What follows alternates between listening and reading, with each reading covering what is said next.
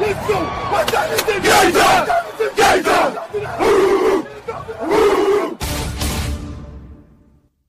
gonna be a football game tonight now. No doubt. It's gonna be a football game here. Okay. I done been here before. All right, let's go, baby. Play clock at 5. Pass is intercepted at the goal line by Malcolm Butler. Unreal.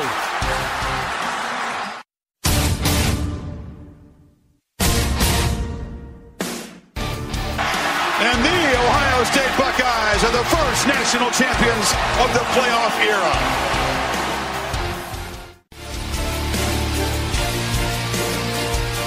Ladies and gentlemen, football to football. Your host, Sean Garmer, Gary Vaughn, and Randy Isbell.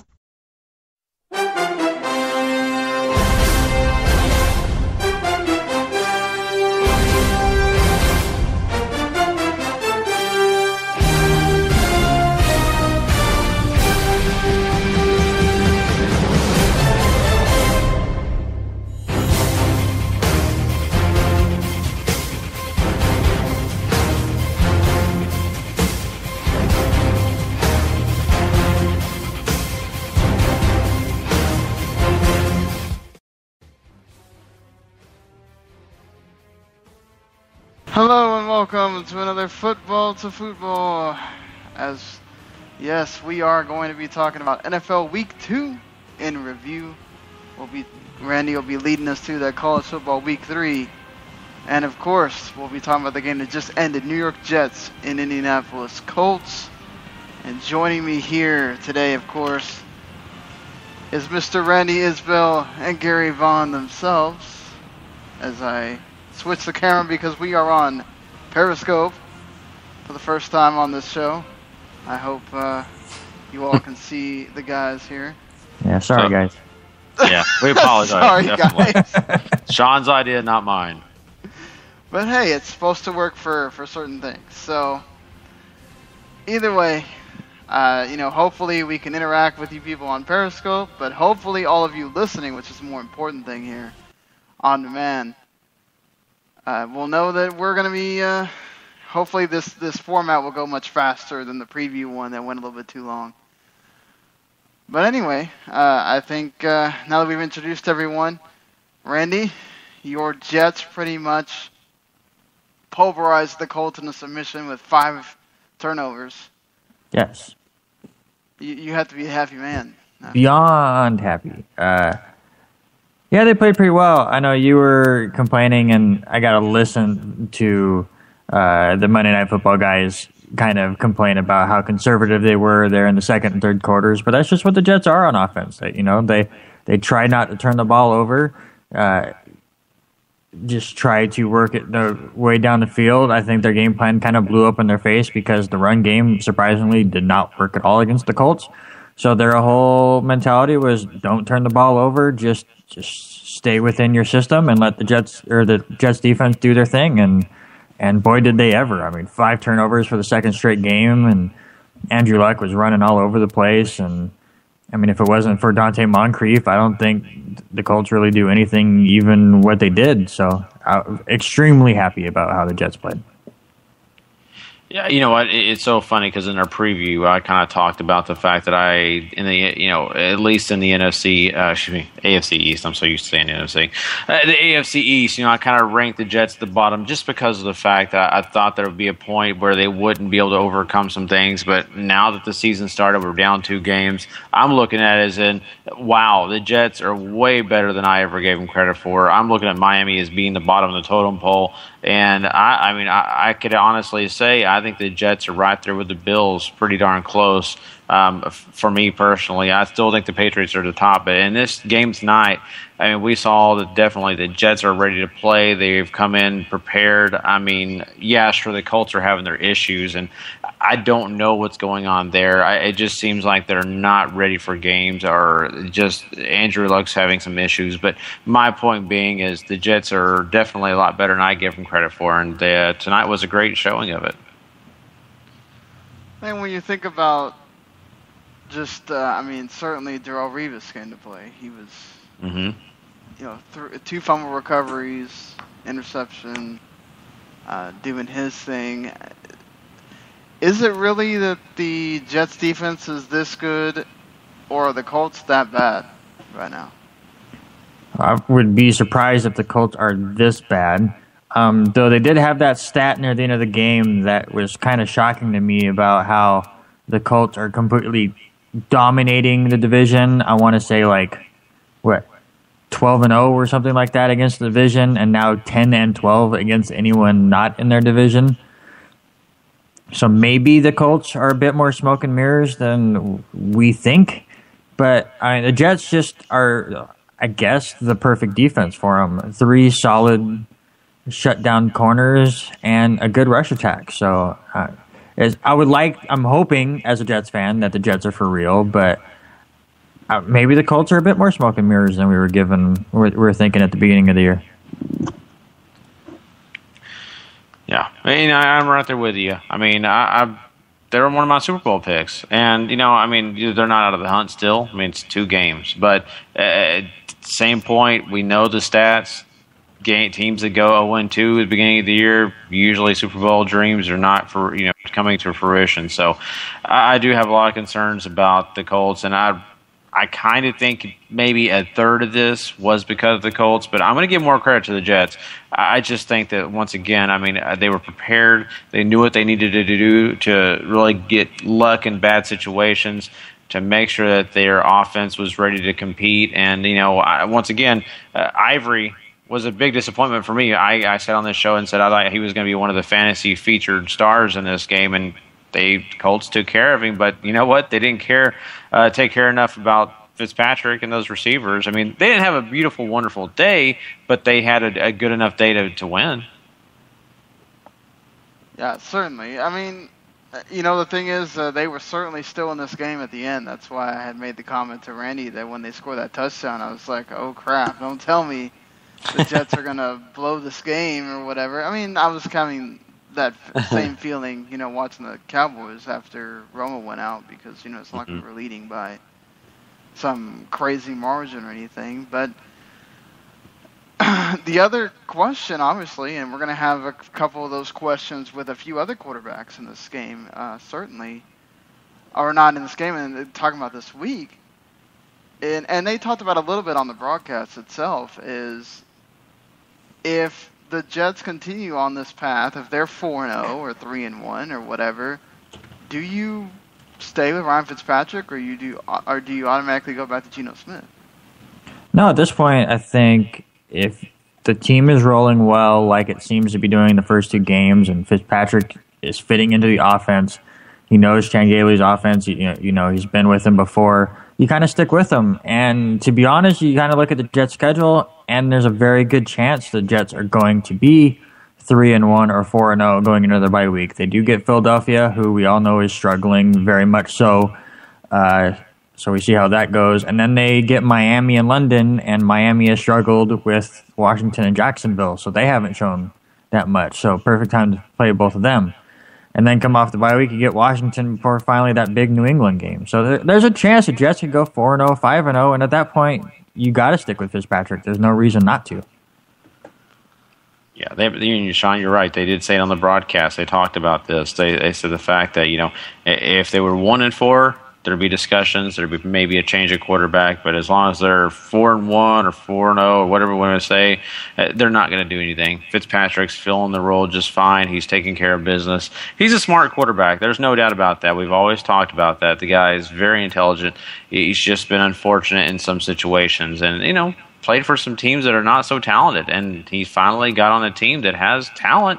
And I think that, got a lot of potential here. So I don't see Geno Smith getting close to the starting position until some catastrophic thing happens. Maybe Fitzpatrick starts to slump, but I don't see either happening. So certainly the Colts have been in this position before. In fact, last year they were 0-2. They lost to...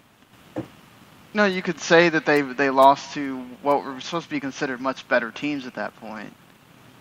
What do you think about the Colts in this situation? They obviously weren't that bad. They lost by 3 points each time. I don't remember them throwing having 5 turnovers in each game or anything. But can they bounce back this time? These are supposed to be the guys that everybody's picking to go to the Super Bowl. I think they have let's say it this way. I won't say it that way. I'll say it this way. There's a good chance that they can turn this around because they do have some talent on their team, but they've got to fix the problems that we don't know are there. I just don't understand it. They've got some great talented players on offense. I think mental mistakes is one of the big things. They got to stop those. We saw Gore fumbling, going in for a touchdown. You can't do that. And you can't have your quarterback turning the ball over either. So, it's just some bad mental mistakes that are causing them to lose these games. They've got to turn that around. There's no way you can ever win a game if you're the guy causing them the most turnovers. So, I think that's fixable. We all know that's fixable, but it's just that can they get their confidence back? That's a big key. Randy, any thoughts? Well, they showed it right there at the end of the broadcast that no team has ever started 0-2 and back-to-back years and made the playoffs both times.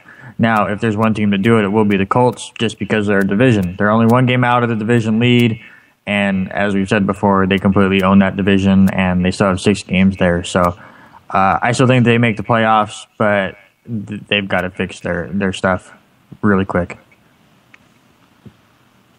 Does any of this fall on the fact that there's all those rumors going around with Chuck Pagano and the fact that he's a lame duck coach, that if they don't get the Super Bowl, he's pretty much fired? Do you think any of that's weighing on the team right now? No, I think they're above that. How many straight years does Tom Coughlin get those kind of questions? And they went out won 2 Super Bowls with it, so... Yeah, that's true. I agree with that as well. And, these are professional athletes. We're not talking about college or high school where they, have some of these emotional things. These professional athletes, they know one thing. It's their job to focus on what they do best, and they let the coaches do what they do best. And so I don't think that they're so much worried about that. I think that they probably love the guy to death. They probably appreciate him, but I don't think that that's the problem here. I don't think that they're so concerned about the job as they are about getting themselves straight, getting this team on a winning track.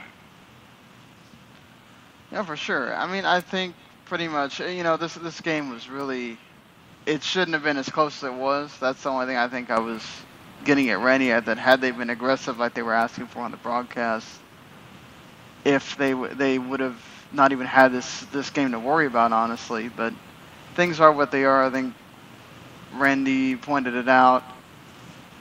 The Colts will have a issue going forward. Vontae Davis out with a concussion, and Eric Decker apparently has a knee injury, but we'll have to see how that goes going forward with them. But before we get into the rest of the games here, well, we might have to, because I apparently once again forgot to have this already prepared for myself. Yeah, let's go ahead and get into it. I don't want to sit here and stall for... Well, something we haven't talked about, Sean, is our fantasy teams, actually. Yeah, we do need to talk about fantasy teams. I did really well this week. I went 6-1 out of my 7 fantasy leagues that I'm part of. The only league I lost in was the 4-1 league, which I got whooped by Randall. But I beat... Who did I think I beat Anthony in the F2F league. And now I completely forgot who I beat in the other league now. But, yeah. I'm Gary. I'm sorry. I know you're 0-2. Yeah, I do have a message from his opponent this week. Robert says, ha, ha, ha. Yeah. That's okay. I'll deal with the loss, and I'll be like the Colts. I'll come back on you. We'll see. So that's all I have to say about that. Yeah. But, it's amazing. Guys that I've trusted to do well this year have not done so well. I was a big believer in Sam Bradford. We all know where that's getting me. And of course, there are some other players, too, that, Lamar Miller, I really felt like this guy. This was his year. Got a good team. They're going to be better passing the ball, so that's going to help him. 4 yards or something this week? 14 yards this week? This was ridiculous. He was their leading rusher this week. That should tell you all you need to know. Right? Yeah. He was your leading rusher. We'll talk about that when we get to the Miami game, but this is just disappointing. You know, Sean, this is exactly why DraftKings is the perfect game to play, because right now I'm stuck with Lamar Miller. I can't go and just, find some guy out there on free agency that's going to give me the production I expected out of Lamar Miller. So that's why things like DraftKings is a lot of fun to play. Certainly. Randy, do you have any? I know you're playing in different leagues here. Yeah, I have one league that I scored the most points last week, and this week, other than Larry Fitzgerald, my entire team doesn't show up.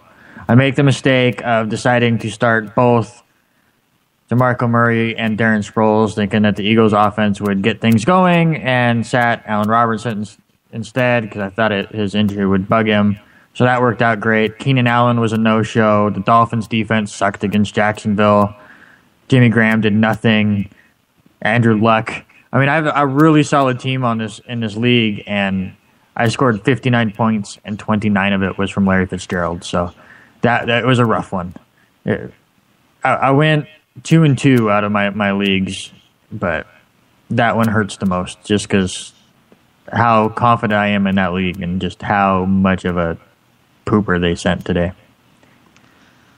Yeah, that was certainly some poopy for the Colts today, as we already talked about. But like Gary was saying, if you're worried about your team, your league this year, say you're 0-2 already, and you're freaking out like a lot of real team fans are at this point, saying, "Hey, our team we're going crazy here. Our teams are terrible. Oh my God, I'm worried about it." And all of a sudden, well, you don't have to do that with your fantasy team, though. You can play DraftKings, where you can actually just go week by week and pick your teams.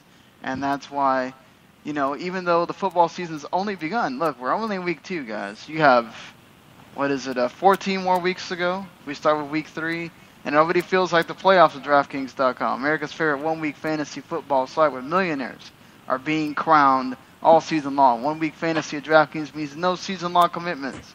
It's fantasy football on demand. Play where you want, when you want. And then, as I already mentioned, with the players that you want. And with $1 million up for grabs every week, every game is the big game, and every play matters. So 1st and 10 the first quarter feels like 4th and goal with 1 second left and a long touchdown run. Could mean more than just a victory for your favorite team. It could mean you've just turned your love of fantasy football into $1 million payday. This isn't fantasy as usual. This is DraftKings. Welcome to the big time. Hurry to DraftKings.com now and use promo code SPREAKER to play for free for a shot at $1 million in this week's Million America event. Enter Spreaker for free entry now, only at DraftKings.com. That's DraftKings.com, and you need to do it this week because this is our last week of DraftKings. Don't know when Spreaker's going to do the promotion again, but at least for a little while we won't be doing DraftKings. So if you want to help us out or help out Spreaker or help out yourself, get $1 million. Make sure you go to use that code Spreaker and go to DraftKings sometime this week. And you people on Periscope that are listening to us or watching us, you can do that too. Or if you have interactions with DraftKings, you can let us know. So, and we'll be tossing out questions that you guys could comment or answer on if you'd like while we're talking about these games here. So, let's get on with it. Let's get on with our first game that we got to talk about for this week, which was our 1 p.m. game of the week, actually. New England Patriots against Buffalo Bills. Certainly a lot of scoring happening in this game, even though it was sort of one-sided for a while for the New England Patriots. We thought all the talk going in, Rex Ryan, about how I'm going to, again, with the whole, we didn't think he'd get lucky twice because we know how New England works with their game plans. Those things are like butter. They change them out all the time. They can put them on one sandwich and the next sandwich is completely different when it comes to Bill Belichick. They passed the ball like 50-something times, and they ran it like 14 times or something? 59 times. Jeez. To 15 rushes. Yeah, and Dion Lewis still had himself a damn good game. So, that shows you that guy is certainly someone you need to be paying attention to, not only in fantasy but just for that team. Period. I think he's really turning into the new Kevin Falk for the Patriots. If any of you fans remember him, used to be a pivotal player for the Patriots there. Gary, when you're thinking about this game, for the Patriots' perspective, is there a week that you predict the Patriots are in the most trouble of suffering their first loss? Obviously, some people thought it was going to be this week, but it didn't turn out to be. After they were up 37-13 after 3 quarters, and the defense sacked Tyrod Taylor 8 times after he wasn't sacked at all last week. Ridiculous. I don't think the Patriots are that team you think of when you're thinking about getting, a team that sacks people.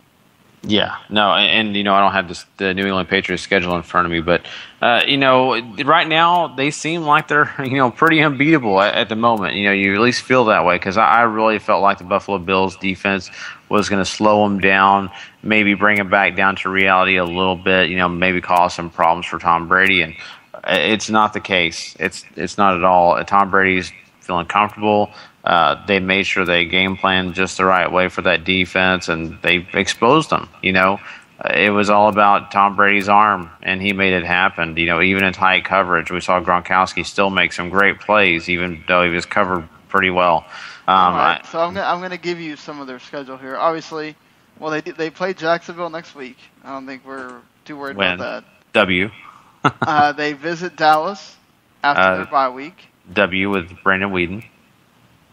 Then they visit Indianapolis. I think that's a W, especially with the Colts are playing now. And then they play the Jets. Be careful. The Jets the first team. That's the team I may say that they could lose to. That's the team. And not just because Randy's awesome, but I'm sucking up to Randy today. No, it's the truth, though. I really do. Do I play you next week? I don't know. If you are, you bench all your players for saying this nice thing about your Jets. I play the best team in the league. That's not cool. Ooh. But no, seriously, looking at this, I just think that the Jets defense is probably well and ready to play the New England Patriots. Now, I said the same with the Buffalo Bills. I don't know. But right now, if you're asking me the question, I think that could be the hiccup. I really feel like it could be. But the rest of these teams that they're playing, I think that the New England Patriots have some advantage. If the Dallas Cowboys would have had Tony Romo, if they would have had some other players to help, I would say that would be the hiccup, because I think Dallas could have kept up with them offensively. I think that their defense could have matched just right along with the New England Patriots. But right now, that's not looking good for the Cowboys. And so the Jets are definitely the team I think that could win. Well, I'm sure that you're not going to... Well, who knows? Randy's really realistic when it comes to his team, so he might say that his Jets may not be that team. But I'll let you answer that in a second, Randy. Yeah. Looking at the Bills' perspective here, can Buffalo still make a run with all these mental mistakes and all the penalties? I mean, both teams combined for a ridiculous amount of penalties, 260 yards worth of penalties. Almost 25 penalties between them. I mean, that's absurd, for one. Two, I mean, just I don't know, who do you blame that on?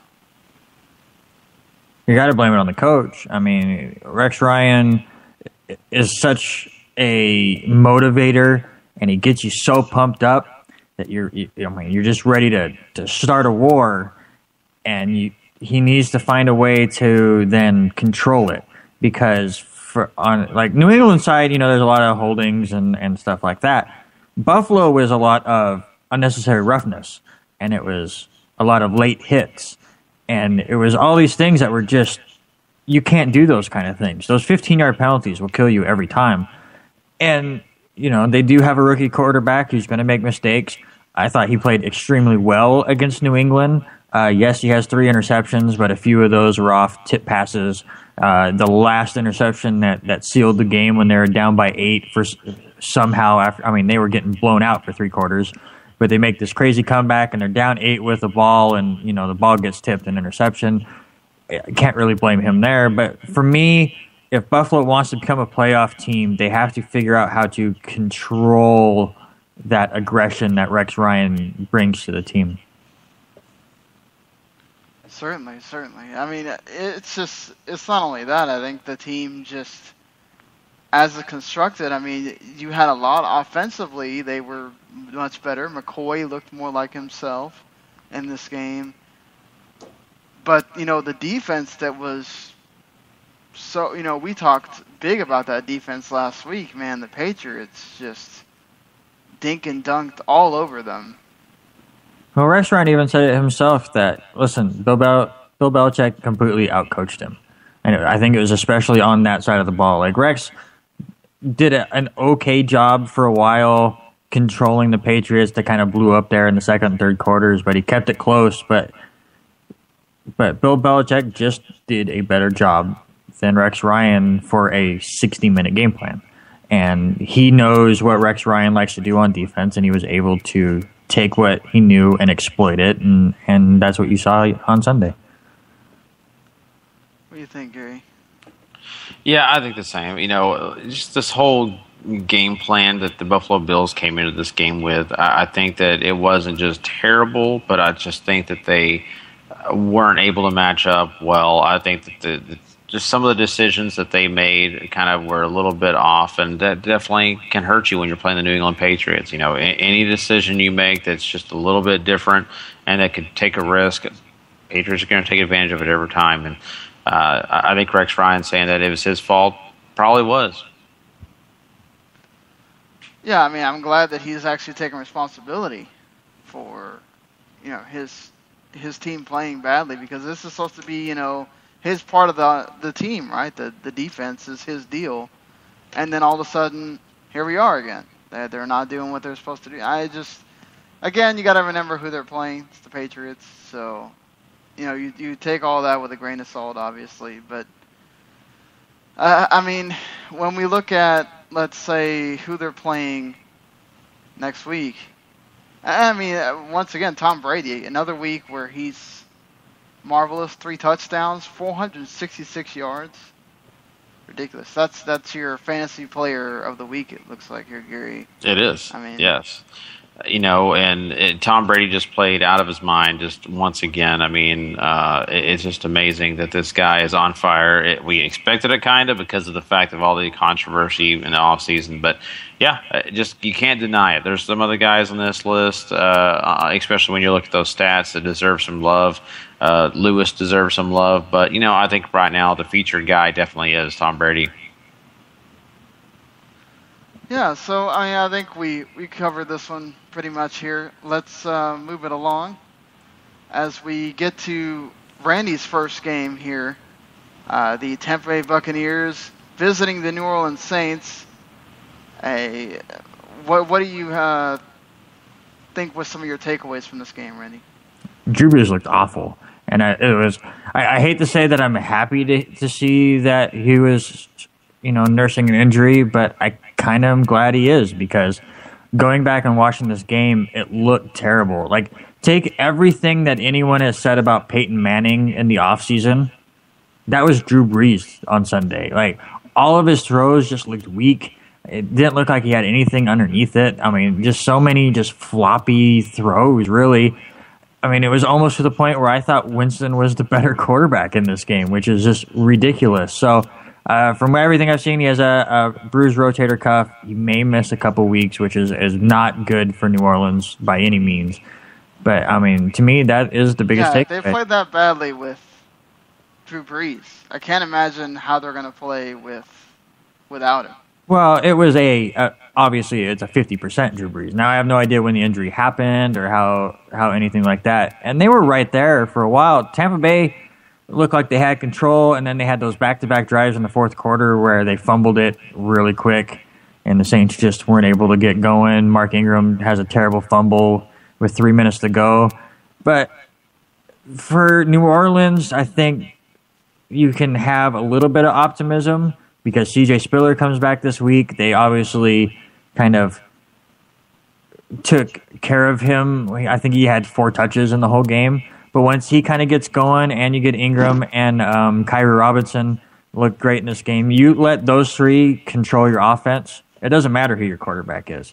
Let Drew Brees heal up and get going. So I think they'll be fine. On the Tampa Bay side, Winston he took a step forward here. I'm still not going to say that I would take him over Mariota just because he had a better game.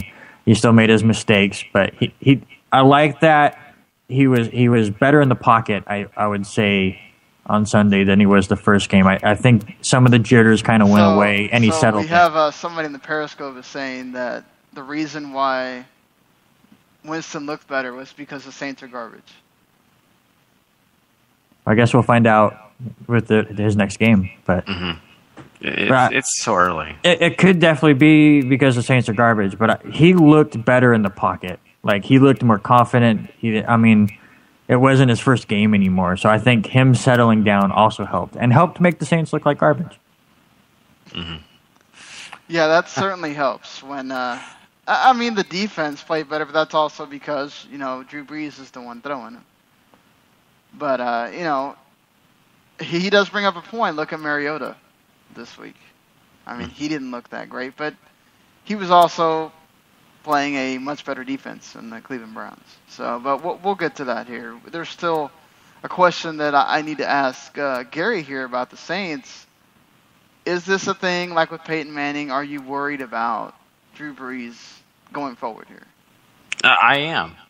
Just watching those plays, him, getting the ball out and it not being right where it should be, it makes you worry. He got some balls thrown short on guys. That's not Drew Brees. That's not the guy we've seen, and that makes me very concerned. Injuries that we don't know about maybe could be a problem, but I highly doubt it. I really do feel like there's a point where your arm just is not as strong as it used to be, and I think he's dealing with it now. I think to an extent you got Peyton who has to deal with it, but for me personally, I still feel like Peyton still has a little bit of it. I think maybe Drew Brees is finally maybe reaching his point to where he's getting close to being done. He could prove us wrong, but in this game, he's proven us right when we talk about that. Yeah, I have somebody ask me that he's a big fan of Brees, and until watching him play last week. So, it's just he's kind of upset because he's seen him work, seen him do his stuff, 5,000 yards every week and all that stuff, or every year, and I guess it's one of those times where, Father Time always wins, right? Yeah, you can still be a fan of him. He's hurt. Like I said, I was in a sad way, and I guess a gross way, happy that they came out saying he had the rotator cuff issues. So then it explained to me why he looked so bad. Yeah, it's definitely probably part of it. I don't know. I haven't seen the same Drew Brees in the last even 2 years. I just think that he is kind of lost. I'm not saying he lost all of it. I'm just saying 10% drop-off possibly. It happens to all of them. All the greats it happens to. I'm still a Drew Brees fan. I think the guy's excellent. There's no better mind in the pocket than him compared to maybe, Peyton Manning could be another one you could mention. Even let's name the most evil man in America, Aaron Rodgers. These guys are very, very intelligent, and sometimes, the arm doesn't lead what the brain tells them. So I just think that Drew Brees is just catching up. Maybe not a whole lot, but it is catching up. Yeah, so, anything else you want to say about the game, Randy, before we move it along? No, I think I covered it. My featured player for this game is Jameis Winston. He did up his game for sure. That's not why I got it. Just looking at the stats, there's not a whole lot of honest fantasy superstars on this game. So if you owned a lot of these guys, you're not really excited. Jameis Winston got a rushing touchdown and a passing touchdown. That always helps your fantasy team. I think Murray, the receiver for the Tampa Bay Bucks, got a really good day going for him as well. So he's also a plus. Yeah, so let's move along to the first of my games that I had to discuss. Of course, the Houston Texans visiting Carolina.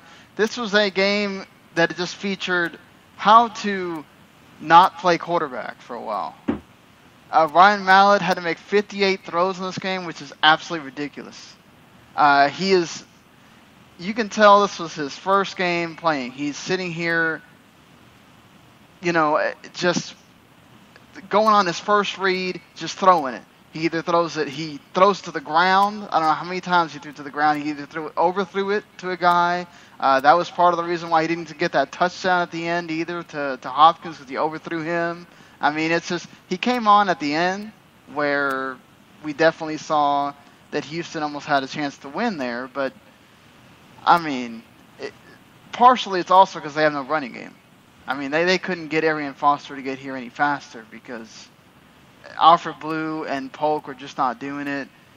He just looked really erratic for what he is. I mean, Cam Newton is, once again, your leading rusher and your leading passer. He had some fantastic throws. He had that great run where he flipped over the guy and scored the touchdown, which was cool. But, as far as your team completely, I mean, you can tell he's definitely, again, missing Benjamin because he's having to run away from defenders. He's having to do so many things he really shouldn't be able to be doing or have to be doing. If it wasn't for Stewart, couldn't run the ball at all on that defense either. And that's what you have to worry about or wonder about too with Houston is we know what the Panthers are. They're a defensive team. Cam Newton does what he can do to get them wins. That's kind of what they do. We saw it in this game. I should give if I'm not gonna give Mallett any credit, I should give Garrett Graham some credit because he made a hell of a catch on that touchdown that Mallett threw to him. But talking about that, Randy, me and you kind of had a little spat about Mallett earlier. I've kind of talked to you guys about what I thought about him. Do you still go with him in the next game, or do you go back to Hoyer? No, I don't think they still got really close to almost tying that game. Well, they only got really close to tying that game because Carolina's offense just isn't very good. I still don't believe in Mallett. I just don't see it. Do you go back to Hoyer? Sure. I don't know. Sign Tim Tebow. Who is that Republican guy that just dropped out of the president's race? Sign him. The Muppets are back on TV. Sign Kermit. Anything's better than Ryan Mallett. That's awesome. Sean, I agree with you last week, and now, I think both of us are looking like we got some egg on our face. I really felt like Mallett was going to come in and give this team a spark, and it wasn't there. I don't know. He looks like he hadn't played a game in forever. And it's one of these, too, where it's not like, the Panthers were really pressuring him that often. There were many times where he'd just go to that first read in the ground. It's like, come on, you're a NFL level QB supposedly, and you're throwing. One of the people watching on Periscope is saying he thinks Hoyer should start, but he's also saying that maybe Matt Castle come in and play for the Texans and they do something. I don't know. I mean, I thought Castle looked pretty bad with the Bills. That's why he's not starting instead of Taylor. But I don't know. Is Jamarcus Russell available? Hey, Tim Tebow's out there, everybody. Go pick up him, right? Yeah, Randy said. Did Castle play with O'Brien at one point? The coach? Has anyone called Brett Favre yet? Yeah. You know what, Sean? I'm trying to think if he did play. I'm not correct on that. I have to look that up. I think in New England he did, though, as the okay. Gone Periscope is saying. I think he did. So okay. I mean, but we've seen this before, though. Just because look when we've had other coaches come in and bring these guys that they think are we know him. I played with him. He doesn't automatically always do well. I mean, look at Drew Bledsoe when the Parcells brought him in. I mean, so it's not like he's bringing up Fitzpatrick, but for the couple ones that have worked, like who was it last year for the Bills? He played for the Cowboys, Gary. Yeah, Kyle Orton. Yeah, I mean, for having Kyle Orton with who they had last year at coach, and then having for some guys it works, some guys it doesn't. But I think you also have the learning curve of he's got to come and learn the offense. Is Arian Foster going to be back next week? Because he helps them obviously a ton. So, looking at it from a perspective of if you're the Panthers, can Cam keep doing this? Where he is the leading rusher, the leading passer, the everything for this team, and they get back to the playoffs? We'll go ahead, Randy. No, as far as playoffs go, no. I mean, the division obviously is very weak with the Saints, and the Buccaneers we're still trying to figure out. Atlanta is even better than I was thinking they were going to be, beating some good teams. But no, I think he's going to get worn down. You have to worry about injuries. He needs help, especially in the receiving game. He just needs help. It's never worked out for any quarterback when they're having to be one of the leading rushers and the leading passer and everything that offense needs. It's not college, it's the NFL. And we see it year in and year out, guys who try to do too much. We've seen RG3 himself, who his rookie year came in and lit the world on fire, and everybody was excited. This is the smartest quarterback they've ever seen, one of the best, rookies they've ever seen at the position, and now we're questioning, can the guy play? The injuries have piled up because of he was the leading rusher. He was everything to the Redskins. So I understand with Cam Newton, you can't expect him to do it every time, all the time. He just can't do it. So to answer your question, no, they can't just depend on him to get to the playoffs. And we've seen, as our listener here on Periscope is saying, that we've seen that Cam is a great QB when he has somebody to throw to, as we saw last year when he had Benjamin and whoever. But that's the one problem he has. He has Greg Olsen and a bunch of guys right now. And at least Greg Olsen was his actual leading quarterback or receiver this week. But I mean, I don't think you're taking a lot from that, because again, it's one of these where the Panthers defense was better than the Texas defense. Mallet was hurting themselves. Houston was hurting themselves with penalties. It was certainly lots to go on here. Gary, I know you're highlighting Cam Newton because he was the only highlight of that game, really. Yes.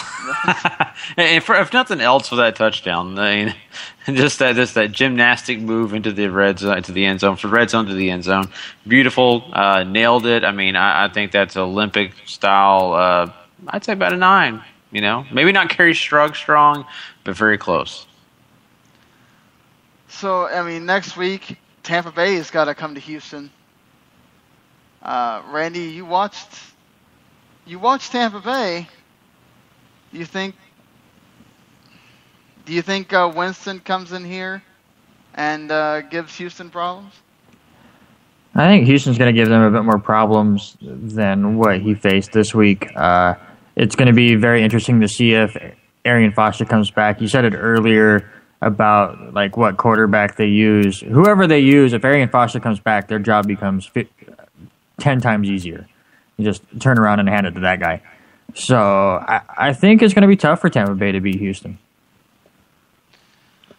All right, Randy, let's go on to your next game on here, which I think is San Francisco and Pittsburgh. My Lord, we were all hyping up Carlos Hyde in San Francisco after the Monday night deal, and then they go into Pittsburgh and just whooped. Yeah, be warned to whoever we give the MVP of the week this week, because we are the new Madden curse. Doesn't do much. He goes out and gets hurt. I believe concussion, right? 13 carries, 43 yards. Not much. Listen, this whole game... some kind of leg contusion, I think. Oh, there you go. But all in all, this whole game is about Pittsburgh and just how ridiculous that offense is, especially at home. Something I really loved is they go for 2 after their first 2 touchdowns. The second one was only because there was a penalty on the extra point, so they decided to go for it. They make both of them. They get up big enough. They screw it. We'll just kick the extra point this time, and he shanks it.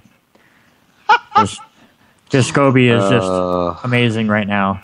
I also love the stat that I've seen all over the place lately that there have already been more extra points missed in the first 2 weeks than all of last season. So this new rule will add in a lot of stuff. But listen, Big Ben's just was almost perfect. I mean, 21 to 27 for 369, 3 touchdowns, and his 6 incompletions, if you go back and watch, they were either throwaways or he was trying a 50-yard bomb that, just didn't connect. Antonio Brown is just ridiculous. 9 catches, 195 yards.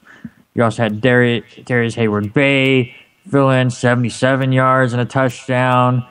D'Angelo Williams is making it really difficult for the Steelers to bench him when Bell comes back next week. 20 carries for 77 yards and 3 touchdowns. But on the 49ers side, what they really have to work on is the red zone. They could have stayed in this game. They could have made it a shootout. But you make it to the red zone 4 times and you only score 1 touchdown. And in your other 3 red zone trips, you only score 3 points. You're going to lose the game. That is almost as bad as turnovers. If you make it into the red zone and you can't score. So they need to really work on that. But I like where you think the short week came into play? I think the short week hit them really early. I mean, you could just tell Pittsburgh was a step ahead. I also think Pittsburgh is just a better team. So even if they had the same amount of rest, Pittsburgh was going to win this game. But yeah, you could kind of tell that they just couldn't quite finish drive. So, Sean, it's a perfect point. But I got to ask you, which performance more represents the 49ers to you? Their first week against Minnesota or getting blown out by Pittsburgh? Certainly the one against Pittsburgh is the one that we were all thinking. It's the one that we were thinking would happen as far as that's the team that everybody was saying, okay, they're going to win 5 games, right? They're going to win. Oh my gosh, I hate filming with cameras while I'm talking. But yeah, it's something where it might be something we're in the middle. I wonder what would have happened if they had a Sunday to Sunday game and it's not a Thursday to Thursday or Thursday and then having Monday to Sunday, and then you also got Steelers got a really long layoff. The 10 days. So, I mean, they had a lot more time to prepare. They got to see what Minnesota did to them. I mean, that's a lot to go through, I think. So, I would say it's more the Pittsburgh game. I think Minnesota just kind of were caught flat-footed in that game. We saw what they did here, later against the Lions. So, it's what's so weird, though, is this week shows exactly what this league is. We can't predict anything. We did terrible in our predictions this week. All the teams. No, let's not talk about those. Those never happen. All the teams that we thought. Sean, you went back and deleted our preview podcast, right? Yeah. No. We depend on you, Sean, to do that for us. So Gary, I want to go to you about this. I kind of mentioned it earlier. With Le'Veon Bell returning next week, what do you think the role is for D'Angelo Williams? D'Angelo Williams, like you mentioned a while ago, I mean, he's doing a really good job. It's going to make it hard for them to take him out of that, number 1 spot. But I think they're going to ease Le'Veon Bell in. I think D'Angelo Williams is still going to have a heavy role in this offense, especially since he's got the hot hand. But, I mean, I expect eventually for them to have a nice 1-2 punch. I think that Le'Veon Bell is going to come in on fire. I think he sees the competition. Competition makes athletes that much better. And I think that he's seeing that D'Angelo Williams can take care of business, and I think he thinks, hey, I could not have my job. I could be the backup here. So I think that, they will definitely use D'Angelo Williams for a little while here until Le'Veon Bell gets back and is ready and strong. And, man, I'll say this. Pittsburgh's going to have one heck of a running game if they keep this thing going. Yes. That's going to be really interesting. What Le'Veon, are they going to be able to be the power guy and the guy that comes in, the finesse guy, and D'Angelo Williams can now just be your out of the backfield catching passes guy too? So Pittsburgh's going to have another dynamic to add to that offense, which is scary. Yes. No, because it's not like the offense is anything need to get better. It was the defense, and they proved that this week, though. We'll have to see what happens when Pittsburgh goes to St. Louis. We could definitely see Pittsburgh bounce back, I think. But San Francisco's got to go against their division mates in Arizona. And that leads us right into the next game that I have to talk about here. Arizona visiting Chicago. This game's a little bit unfair to talk about because they lost Shea Cutler for half this game, and Jimmy Clausen was terrible. I mean, there isn't much to say about the guy. He didn't look ready, obviously. And Arizona has a really good team, so I mean, it's difficult to go through. Not to mention the Bears couldn't stop anything.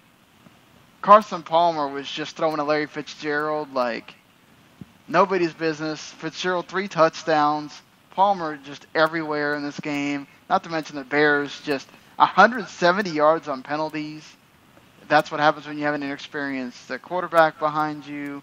No Alshon Jeffrey in this game, so Cutler really didn't have anybody to throw to. He was having to run again. He had set run plays for himself. He was QB drawing. I mean, come on. I don't know why they took Forte out for a couple series. That didn't make sense to me.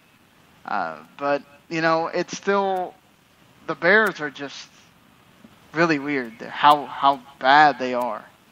I think that's definitely a case of the Cardinals the Cardinals are really good, obviously, but you know, between Cutler throwing another pick six almost, or I think he did throw a pick six for the second consecutive game, the Bears not stopping anyone. I mean, this was probably should have been a bigger blowout than the score indicates here. But you know, going to you, Randy, will the Cardinals play like this? I don't know if you can count next week, but when they play a defense that we know can stop people, are the Cardinals going to be flinging it around everywhere? Well, it's going to be a little bit more difficult for them, obviously, but I think they can. I mean, that's why I was really high on this team. I knew the defense was going to take a step back, most likely, but the offense was taking 5 steps forward with Carson Palmer hopefully being healthy. You look at the schedule, yes, they get the 49ers next week, but they get the Rams the week after that, and the Rams have shown a pretty decent defense at times. Then they go to Detroit, who's a really good defense. But the week that I'm most looking forward to in the next few is Sunday, October 18th. Arizona goes to Pittsburgh, and I think that game will be a first one to 60 wins that game. That game is going to be so much fun to watch. But I mean, to answer your question, it's a wait and see kind of a thing. I believe they can because I am all in with this team. But I would not be surprised if it's all smoke and mirrors. But I'm hoping not. Well, Gary, when looking at it from the other side here for the Bears, obviously Cutler now is going to be out a couple weeks with this hamstring or whatever it is. His boo-boo. Do you think Jay Cutler just quit on the team in the middle of that game? They were already, I think they were down at least 21, at least a certain good amount of points by the time. You know, it is an accusation. I can't say for a fact, but yeah, I think so. if just my personal opinion. He's been known for that. That's been a big problem. I think the Bears have tried their best to rid themselves of Jay Cutler. We heard in the offseason they made all sorts of trade offers, asking anybody if they're interested in Jay Cutler. No one was. And I think a lot of people around the league know Jay Cutler is willing to give up on his team if they're not doing the right things and scoring, the most touchdowns or whatever in the game. If they're not doing well, he's just like, why even try? And that's not the attitude to have. He's had an attitude problem. So, yeah, I think so. Yeah, if I'm the Bears, I'm worried with how they looked. I mean, it's not pretty. It's one of these where I'm just worried, period, about if the Bears are going to win a game this season. I mean, just how bad. I wish Patrick was on here so he could tell us how sad he really feels about his Bears. Because I'm sure it bodes well for them. They get Chicago draft, Chicago Bears get the number 1 pick in their own city. Yeah, but we saw how that worked out for them. They lost Kevin White for the year. So. Yeah, true. Just saying. The number 1 pick for them in their city, kind of a cool thing. Well, you technically have two fantasy players at the game here. Personally, I would go with Fitzgerald because he's been long lost without Palmer there. Yes, yeah, and that's why I mentioned both these guys. I mean, to me, it's not fair to mention one without mentioning the other. Fitzgerald, 3 touchdowns. He has been long lost. I mean, they finally found him in Neverland, and it's so great, to see Palmer just continuing on and doing his best, and just really having a great day. So both those guys deserve a nod. All right, so let's move on to Randy's next game. The Detroit Lions and Minnesota Vikings. What are your takeaways here, Andy? Well, my takeaway was I went into this wondering how the Vikings were going to bounce back. They were everyone's like sleeper pick, and they all that was like the happy-go-lucky there. It was like, this is my upset pick. Everyone was picking them as their big upset to win the division kind of pick, and they go out and throw a stinker out week 1. So I was curious how they would bounce back here, and they did an excellent job. First drive, 11 plays, 75 yards. Adrian Peterson was running on all cylinders, 7 carries for 45 yards there. Their offense, to me, really started getting things going, doing exactly what they need to. Adrian Peterson runs the ball 29 times, 134 yards. Teddy Bridgewater only threw it 18 times, but completed 14 of them for 153 yards. There were 2 different plays in this game that really caught my eye. They do a play action bootleg at the end zone where everyone is thinking Adrian Peterson's getting this ball, and Teddy Bridgewater does a sick fake and rolls out and has 30 yards basically all to himself. I mean, just perfect fake. And then a little bit later, it's more of a goofy play, but Bridgewater's in trouble, and he has a defender basically draped around his legs trying to pull him down, and he just kind of flips it off to Adrian Peterson, who then just scampers on his way and gets 49 yards. And so that dynamic between those two is going to be really interesting. My one concern is maybe they're using Adrian Peterson a bit too much. I mean, they have these other running backs. He missed the whole year. Don't drive him into the ground. And on the other side, I'm really confused about the Lions. They just look off. Stafford's throwing it all over the place. I mean, 53 attempts, only goes for 286 yards. I mean, Calvin Johnson looked better this week. But they have no running game. They rushed the ball 16 times for 38 yards. And this was supposed to be, between Joique Bell and Amir Abdullah, this was supposed to be a decent running game to help Stafford. And now reports come out today that Stafford might miss next week's game because he's been banged around too much. And nothing I could find said any specific injuries, but I mean, the Vikings had 8 QB hits on him, and from his coaches are saying he's really banged up and he's worried he might not be able to go. So I'm confused and concerned about Detroit being any kind of a playoff contender. But like I said, I'm glad Minnesota bounced back. They looked good on offense. The defense obviously was solid. So, I mean, for all those people picking them as their upset division winner, they proved them kind of right.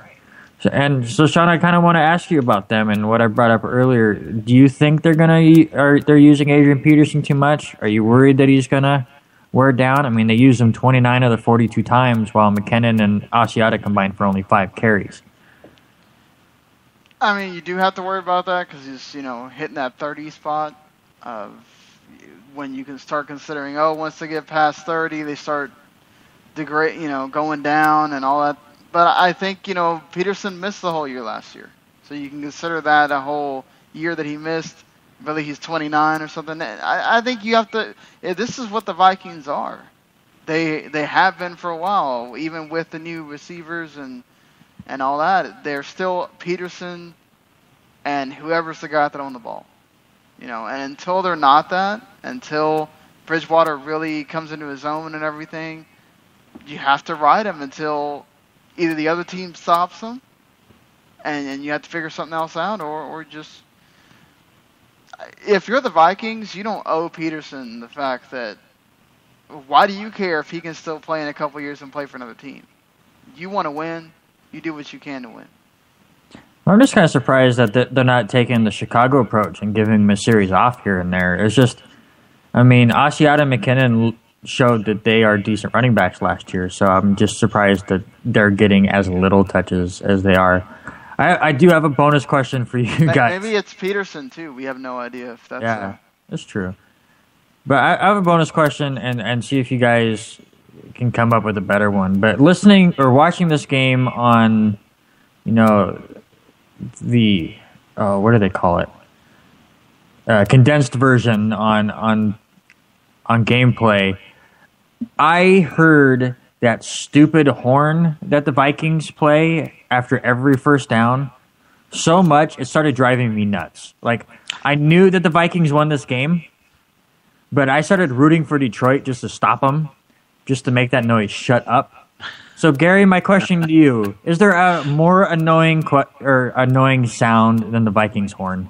I don't imagine so. I'm trying to think about the other teams that have any kind of noise. I think, if I'm not wrong, either the Eagles or the Falcons have a caw sound. Maybe it's the Falcons, but I think I can handle that more than the horn. I've heard that horn, and the horn is pretty wearing on you. I can't think of any other teams that do anything too annoying like that, though. Yeah, it's... Oh my God, that horn. Yeah, it's ridiculous. It's terrible. It's like when they had the World Cup in South Africa and they had the vuvuzelas or whatever. I think the Vikings horn might be worse than that. You know what? I get the theatrics for the stadium and getting people excited about the first down, but why don't you say that just for the touchdowns? I don't know. That's just my thing. They love it. It just in the condensed version, and it was just happening every 20 seconds. I was like, all right, this is enough. I'm good with this. Switching roles a little bit here, Gary. Can the Lions make the playoffs being this one-dimensional? I don't believe so.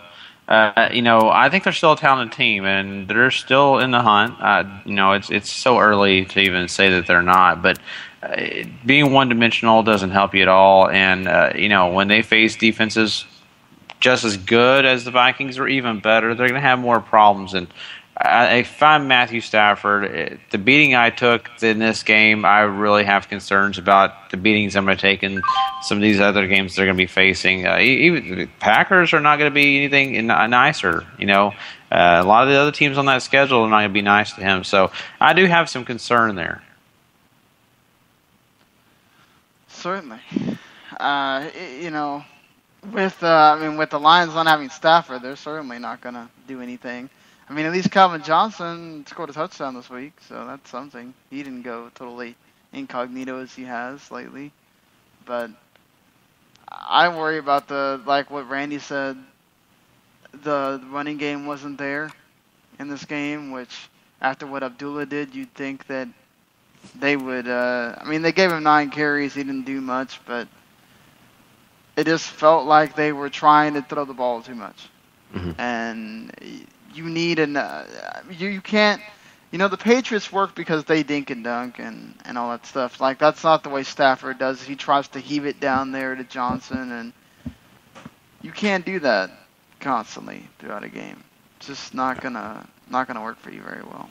And you don't trust Abdullah. Trust him, Trust these other guys you got. You got Bell. Trust him. Just try to get it moving.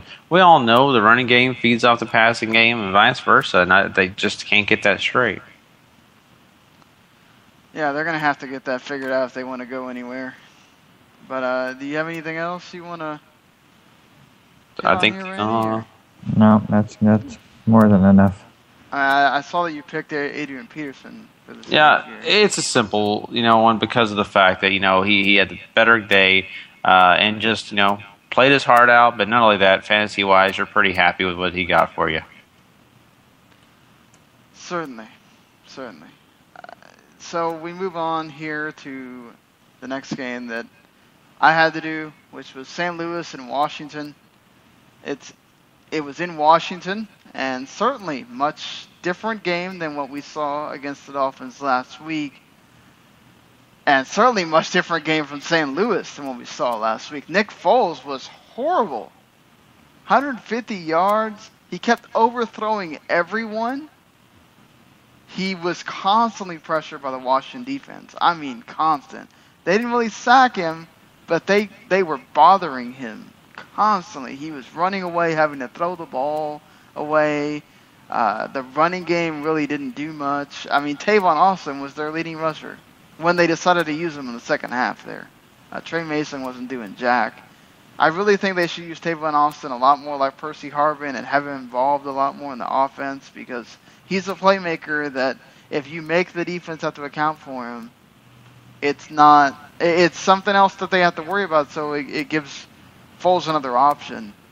I know that they might be worried about injuries and all that stuff, but when your lead target seems to be Jared Cook, because you can't seem to get it out to anybody else on your offense, that's problematic for me. I mean, Washington's defense, like I said, they were hurrying him constantly, but the other issue too was the Rams defense couldn't stop the run. Matt Jones had himself a heck of a game, 123 yards, 2 touchdowns. He did fumble it once, but they might have a nice little 1-2 combo there with Alfred Morris. Alfred Morris got 60 yards. I mean, the Rams defense still sacked Cousins twice and had 7 tackles for loss. I mean, they didn't have a terrible game, but I mean, they didn't have the game they had against the Seahawks either. I mean, Jordan Reed was catching. It seemed like every third down, Jordan Reed was getting something. Kirk Cousins looked and I think another reason that Kirk Cousins looked so much better in this game is that his defense was giving him so many opportunities with the ball. They had, I think it was like a 37 minutes to 24 minutes with the possession. That's crazy. I mean, that's almost it's like almost a 15-minute difference there. Washington's going to do something with that, you'd imagine. So, Randy, we're going to have another situation here when we talk about the Eagles, but do we think I think Jeff Fisher needs to be blamed for some of this. What do you think? I mean, everybody seems to talk about how his genius and all that stuff, and people don't, aside from the run with the Titans to the Super Bowl, I mean, Jeff Fisher's really just been like a mediocre coach, honestly. No, I agree with you there. I don't think he's like the best coach in the world, but like, listen, this was a wacky week all around, and everyone's going to overreact to all of this stuff. Listen, Washington played pretty well against Miami, so maybe they're not as terrible as we think. Maybe Kirk Cousins was the way to go, and now they're forming as a team. But this is what happens in the NFL. Listen, they came off a ridiculous win over Seattle in overtime at home last week, and as much as we don't want to admit it, they're human, and they did not get refocused enough to beat Washington. It's just plain and point. Do you want to put that on Jeff Fisher? Sure. Would I blame you? Not at all. He needs to find a way to keep them focused. And I'm sure if a Rams player would hear me say this, he would get really mad and say, no, we absolutely did. It's like, listen, you could do the prep, but going into that game the same as you did against Seattle, it's just, us as humans, we just don't do that. So it's like, I don't want to go all the way and say like this needs to be just blame Jeff Fisher. It's one game. They're probably. I want to know how they bounce back next week at home against Pittsburgh. That is a bigger key to me than this week. Certainly, and for you, Gary, my thought here is for the Redskins. I mean, with what happened this week. Certainly the NFC East is wide open, but do you think this is one game, or the Redskins, do they have a shot at the NFC East? Once again, we're talking so early in the year. It's a small sample size. So you're right. With what's going on with the Dallas Cowboys, it looks like the Washington Redskins with one victory, and that one victory makes them better than both the Eagles and Giants. This is wide open at this current time, and I don't know if I'm still ready to buy in. I think this game makes me a little bit of a believer because I had a lot of expectations for the St. Louis Rams. Love the defense. I thought the offense maybe could do things. I'm really leaning on that defense, though, and for really Washington to come in here and control the thing, and really they're St. Louis defense not doing much, I think maybe the Redskins have a shot, but I'm not going to give it too much credit. I still think this could be not a fluke, I won't say that, but a game where they were able to take it away from the St. Louis. Yeah, I think this was just a case where Washington was at home. They didn't want to lose both of them, having to go on the road the next week, and they really came to play. And the Rams, maybe after the high from last week, they came in thinking that they could show up and win. I don't know what it is, but certainly completely different teams here from the 2 weeks from the week previous. Randy, moving on to your next game. I mean, I know you're going to highlight Matt Jones here, Gary, but I mean, there wasn't anybody on the other team to highlight, and certainly Matt Jones was the big guy to point out here. He did basically the scoring for Washington. Exactly. Randy, looking at the San Diego and Cincinnati, Bengals at home, they get the win, but what is there to say about the two teams here? That they're both really good. I mean, they're both flawed in spots, but out of all of the games that I watched, either last night or this morning, this was my favorite one to watch because these two were like the most even teams. It went back and forth. Both quarterbacks played pretty well. Phillip Rivers had this crazy completion streak in the first quarter. He tied, I forget who he tied, but it was like behind Peyton Manning and somebody else. So he's third all time now for 22 straight completions. Melvin Gordon looked good. Giovanni Bernard came out of nowhere and looked good because Jeremy Hill goes out and loses 2 fumbles and basically gets benched.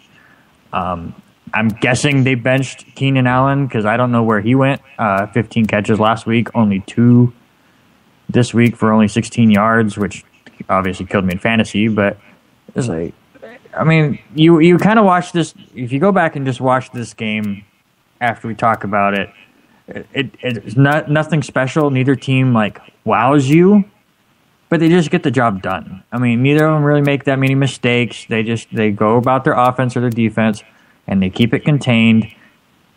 And it was just a really good, solid football game. Yes, there were 17 total penalties, but I mean, I think that's a theme everywhere. I think penalties are up all over the board. There were 5 turnovers, but that was more defense other than mistakes. And I think that's what it kind of came down to was, San Diego made that one extra mistake. Rivers got sacked 4 times. Dalton was never sacked once. So it was a very solid game all the way through. Just Cincinnati ended up on top. Yeah. Any questions for us? Anything like that? Any? Yeah. So we kind of hit on it last week when we were doing our power rankings and stuff. How we were thinking that maybe we underrated Cincinnati. Sean, I have to ask you, are you believing in Cincinnati yet? The thing with Cincinnati is we can believe them all we want. When they get to the playoffs and they don't win that game, that's what matters, obviously, with Cincinnati at this point. They made it to the playoffs how many times now with Marvin Lewis and Andy Dalton, and they don't win. I mean, they don't win what matters. With American sports, you can do all you want in regular season. Peyton Manning is probably the greatest regular season quarterback there ever was. What happens when he gets to the playoffs most of the time? He loses. So, I mean, to me, are they going to compete in this division? Yeah. Because I think the Ravens are going to show themselves eventually that they're not this good. I don't think this week is an anomaly. I think the Ravens aren't that good. They don't have an offense. And their defense has been taking a huge blow with Suggs. So it's going to be the Bengals and Steelers. And, the Bengals they've done nothing. They haven't lost anyone. So it's always believing in them. It's believing them past the regular season, which is the problem. Yeah, that's very true. On the other side of the ball, Gary, what's the one thing holding San Diego back from being an elite team? It just seems like they're just one step away, and I just can't place it. I think San Diego, when it comes to offense, are pretty stable. I feel like, with the addition of Melvin Gordon, that definitely helps the running game. But Danny Woodhead is an amazing third down back, just one of the best pass-catching running backs in the league. I think they're fine when it comes to offense. I think both LaDainius Graham and Antonio Gates are fine.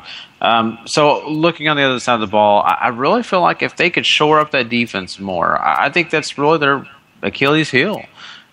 Phillip Rivers, a year in and year out, has an offense that he usually gets going even with players that aren't exactly above average. And I just feel like that defense kind of cuts them short. I think in this game, if they had a stiffer defense, if they could have figured out some ways to stop Andy Dalton, this should be a no-problem win for the San Diego Chargers. So I think that's one thing that they could shore up to be a better team. Yeah. Gary hit it. It's not the offense that's the problem. It really hasn't been for the longest time for the Chargers. It's about the defense. Does the defense do enough to stop people in the right situations? So we move along here to the Titans and Cleveland Browns, which again, very surprising considering what we saw last week. Mariota came back down to earth. He did not have the explosion that he had against the Bucs. Why? Because he was playing a much better defense. Joe Hayden having to cover one of your receivers who, you got to remember, all the receivers aren't really that great. They're just some guys.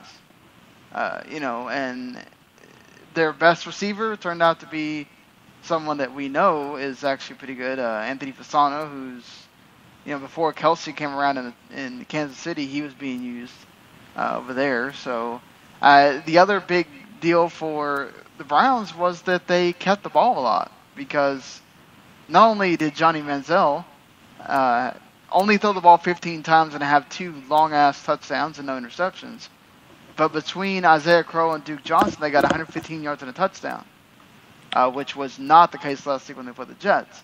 So when you're being able to keep the ball, when Cleveland is able to sack Mariota 6 times, when the Tennessee offensive coordinator finally figures out that you need to use Dexter McCluster a lot more, that's when they were starting to move the ball and everything. Mariota almost got really close to causing 2 fumbles on his own. He did, and then his team would recover them for him. But those things from Oregon started coming up for the guy, fumbling it. He was just running and he fumbled it.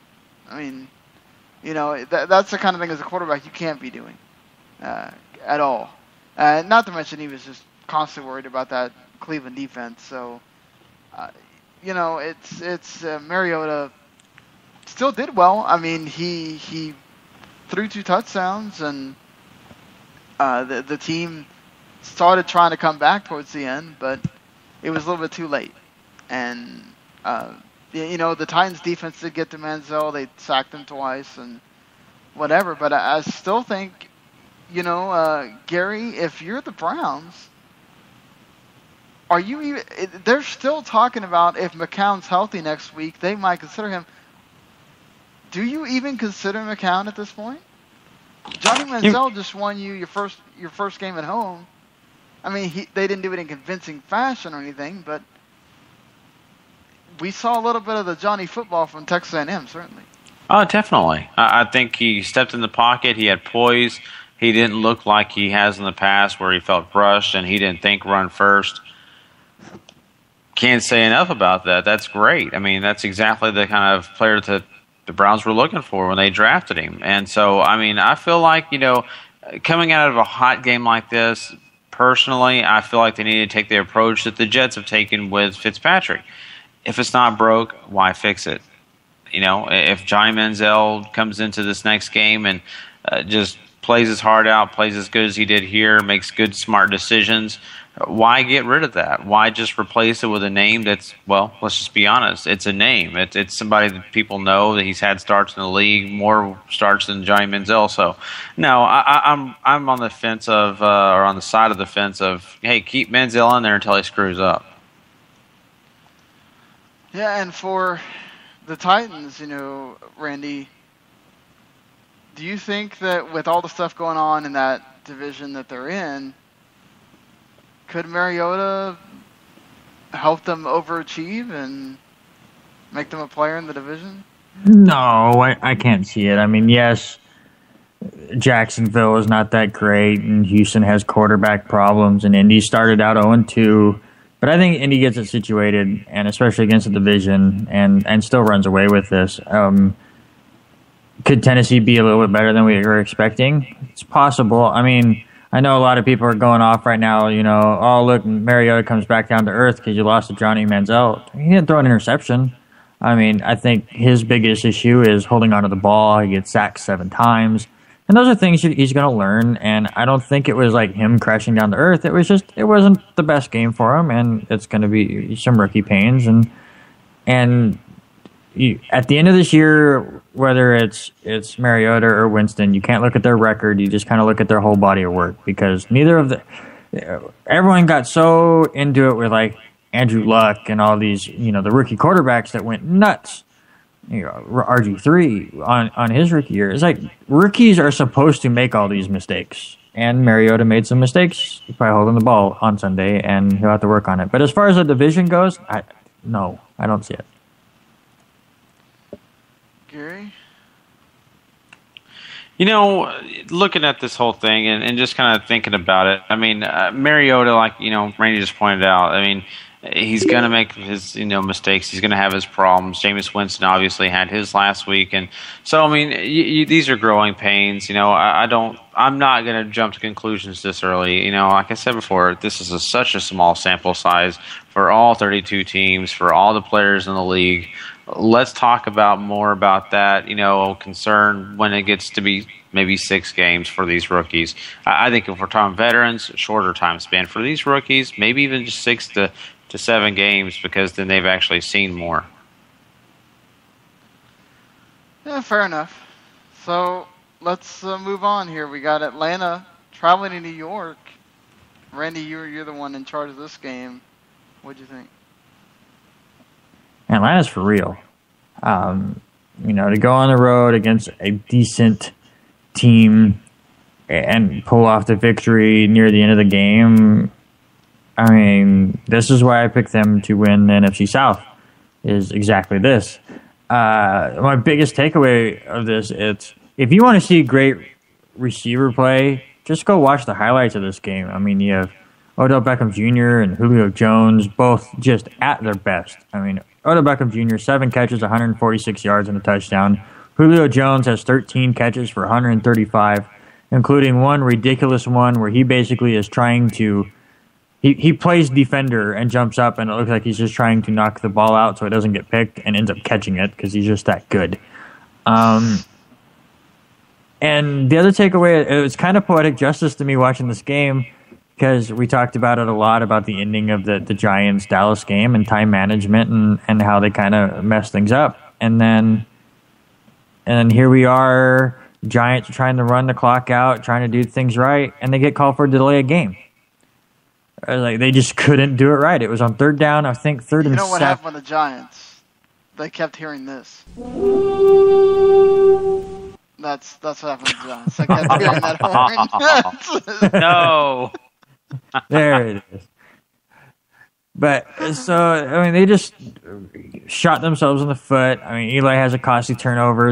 I wouldn't say it's his fault. They're up 10 at the point, and he gets sacked from behind and fumbles the ball. But, Atlanta gets the ball late with 3:12 to go, starting on their own 30-yard line. Goes down. Julio Jones makes a great catch down to the 1, and then they punch it in late. But it was so weird. I mean, if you go back and watch that replay, I don't think he scores. But they call it a touchdown, and they watch every review. All you see is 20 people in a pile. So you have no idea where he's at. So, I mean, I guess they kind of got screwed there. But I love the commentators in this game asking that if they thought that Matt Ryan was telling Freeman not to score. Oh, man. Just like digging into Giants fans just a little bit more. And kind of the same thing for the Giants as Detroit. I mean, no running back has double-digit carries. so kind of one-dimensional. Eli throws it 40 times. On the Atlanta side, you have to worry. Coleman gets hurt, has a cracked rib. Freeman didn't look that great to kind of replace him, so they got to figure out what to do there. And I guess I'll start there, Gary. Is there any player that's more important to their team on offense than Julio Jones is to Atlanta? No, Julio's the man. He's been leading this offense. Matt Ryan's got to get the ball to him, of course, but it's just his energy, everything he's providing that team. It means so much to them. And I think Julio Jones is definitely one of the best guys on this team, just alone. So, yeah, I definitely think that replacing him would be very difficult, and I'd hope, for their sake, he's healthy because without him, I'm not sure this is the same Atlanta offense that we want to see. Yeah, Sean, go ahead. Yeah, it's just. I mean, all you need to know is look at Roddy White. What did he get? 0 fantasy points. Yeah. I mean, that's it. That guy's no slouch either. And Julio Jones just wiped the floor with everybody on the Atlanta receiving core. I mean, he is their offense right now. Yeah, basically. Sean, on the other side of the ball, if you're the Giants, how do you fix your late game woes? This is back-to-back games where they have a chance to win the game and they just blow it. You know what happens with that? It comes down to the coach making the right play calls. And it also comes down to Eli Manning making the right decision. I mean, that's how you fix it. You learn from that, and you say, okay, next time, which they should have already learned from the first game that they played this year, you know that when you get in that situation, okay, well, you don't run this play, you run that play. You make sure you make that throw. I mean, it's just, I don't know if there's a certain way you fix it because every defense is different. Every team that you're going to face is different. It's going to put you in a different way, but you just, I don't know. I thought Eli was supposed to be the late game magic guy, and then 2 weeks he's shown he's not, apparently. Mm-hmm. I mean, Gary, I'm trying to rack my brain. Like, when you're in that situation, it's either one of those where it either works or it doesn't, right? Yeah, exactly. You're right. And, it's just, it's hard to really get into it for, I think, these coaches because they try to see what works best, what's the best balance. And I think, they just have not been on the winning side of it. Yeah, true. I mean, you watched the game, Randy. You probably know better than us. I mean, did you see something that you could say, okay, well, they definitely did that wrong. If they would have done this, they would have won? Obviously, the big one was, like I said, that delayed game where, again, it was I want to say 3rd and 6, 3rd and 7. You get that delayed game, push it back a little bit farther. I think without looking at the play-by-play, I want to say they completed a pass for 7-8 yards, so they probably would have got it there. It's complete mental mistakes. How you're at the end of the game, up 3, and you don't double cover Julio Jones. I mean, Julio was one-on-one on the outside on that play I talked about where he went down the sideline and got down at the 1. He was one-on-one. So it's all mental and it's all prep, and it's like you start overthinking things, I think, and it's just, I think if they can just win one of these games really close, maybe it just kind of washes everything away. But it's all mental, I think, for the Giants right now. Yeah, and mental cases they are for not double teaming Julio Jones. But, double teaming Julio Jones at times didn't even work, though, in this game. There was plenty of times that they did do that, and Julio just beat it. That's why he's the featured star of this for me. I mean, definitely the best fantasy player, I think, in this game. Well, moving on from that, Atlanta, as Randy said, are for real. So we'll have to see what happens with the Giants next week when there are Thursday night football. This is what's going to be fun. Atlanta is going to travel to Dallas, so Gary and I will be front and center making sure we watch that because they'll be playing our team. I think that's going to be our game of the week, if I'm not mistaken, Randy. So yes, we'll all be sitting there paying attention to that. And then, of course, Redskins traveling to New York, MetLife Stadium, for Thursday Night Football, so we'll get up and close with that one on the next show for sure. Miami traveled to Jacksonville. This is my last game that I got to report on here. Ryan Tannehill, much better in this game. Completely 180 from last week. You could even say 360 from last week. He had a heck of a game. 359 yards, 2 touchdowns. He found his receivers in space so they could make plays. It wasn't okay, I'm going to throw it to you and I hope you catch it and whatever. Jarvis Landry had 110 yards. Rashard Matthews got 115 yards. I mean, they were going nuts. But to Jacksonville's credit, the reason they won this game is because Miami's defense. I mean, I think, and this is something I was going to ask you, Randy. I mean, are people overrating this defense a little bit just because it has Ndamukong Suh and Cameron Wake? Because this Jacksonville team, they just bomb after bomb after bomb from Blake Bortles. Well, we saw the Panthers all over Blake Bortles last week. I just want you, Sean, to go back to our Week 1 preview podcast and take everything I said about Jacksonville and everything I said about Oakland and cut it out and move it to Week 2. Because I was just a week ahead. I thought Jacksonville was going to be really good, and then they crapped all over themselves the first week, so I dropped them. I'm like, all right, never mind. They're not that good, and here they are. They beat Miami. I think Oakland's going to pull the big upset in Week 1, and they get completely destroyed. So I say, okay, never mind. They're going to lose now, and they go out and beat Baltimore.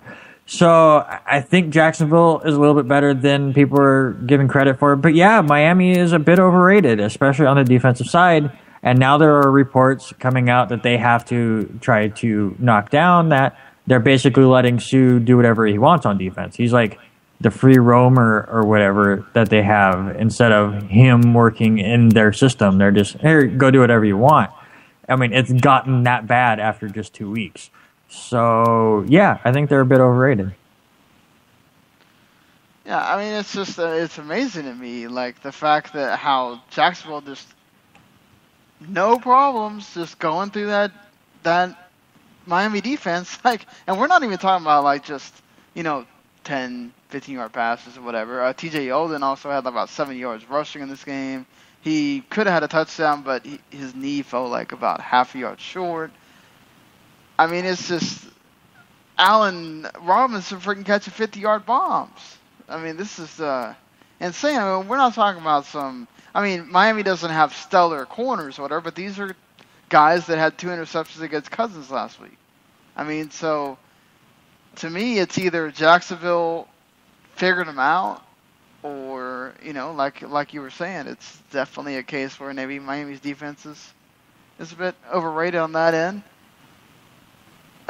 Not to mention, I should point this out, Miami also hurt themselves big time. 13 penalties for 112 yards in this game. They were really hurt themselves. It wasn't nice. But Gary, I have to ask, who were the real? I mean, Randy asked me about the 49ers. I'm going to ask you about the Jaguars. Who are the real Jaguars? The ones from this week or the ones from last week?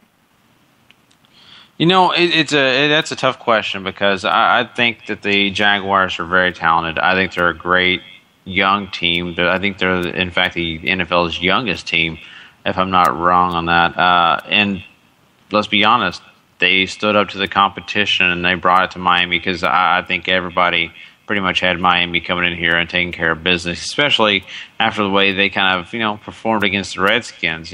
Despite it being a winning game, I think they felt like they didn't do well. Well, guess what? You didn't do well, and you lost, Miami. I think that Jacksonville is closer to the middle. I don't think they're still at the point of being an elite team, but I think this game should show you that they are a better team than just junk. So I think this game proves it to me. Certainly. I mean, it's going to be interesting when they have the AFC's bounce-back game next week between the Bills and Dolphins having their home opener. And I guess Jacksonville gets to prove who the real team, who they are when they get to go to New England. Oh, that's not going to show how they really are. Yeah. Oh. I should have said the other because this game's going to make me look like an idiot. For sure, right? Yeah, I mean, this game was, it was a decent game, but nothing super special. Once again, we talked about this earlier. Lamont Miller didn't do what I expected him to do in this game, and of course, some Miller players. Was terrible. 14 yards. That's just sick. Well, it's not just that. I think they realized really quickly the running game wasn't going to work. You're right. And Tannehill, I'll say this: Tannehill did a good job in this game. Did pretty well, close to being the featured guy for me fantasy wise. But Allen Robinson, 155 yards, 2 touchdowns. I got to give it to him. Oh, certainly. And then not only that, Tannehill was our leading rusher in the game. So yeah, that should tell you all you need to know. Yeah, both those guys deserve some credit, though. Well, let's move on to Randy's final game that he had to report on his lonesome here. The Baltimore Ravens traveling to Oakland to face the Raiders, and I'm sure Christopher Hale was dancing up and down in his living room because the torture he went through last week erased from week to week. Amari Cooper went off in this game. So did Derek Carr, 3 touchdowns, interception. Randy, I mean... Let's not talk about his torture. Let's talk about my torture last week when I had to sit through the Baltimore Ravens and Denver Broncos game. So when I got matched up to do this game, I cried a little bit. But what a turnaround this game was. This game is a blast to watch. Both offenses are going nuts. They're just throwing it all over the place. Just reckless abandon. Hell, Baltimore knew they could do whatever the hell they wanted. Early on in the game, they went for it on 4th and inches on their own 30. And, of course, converted because nobody was stopping anybody in this game. Like you said, Amari Cooper does great. You get your first Carr to Cooper touchdown, which I'm sure we're going to have a lot of. 68-yard touchdown, of all things. Just perfect pass. Michael Crabtree did really awesome in this game as well. Not a lot of rushing by either team because it just became this giant shootout between Joe Flacco and Derek Carr. 735 yards combined between the quarterbacks. I mean, it's just ridiculous. The one thing I will say is they had 26 combined penalties. Again, that's kind of our theme this week. Jesus. And I didn't go back and count, but I swear... I'm watching the condensed version of this game. In a 10-minute period... Well, let me explain to people who don't know. The condensed version of the games are still every single snap. They just take out all the filler that happens between every snap.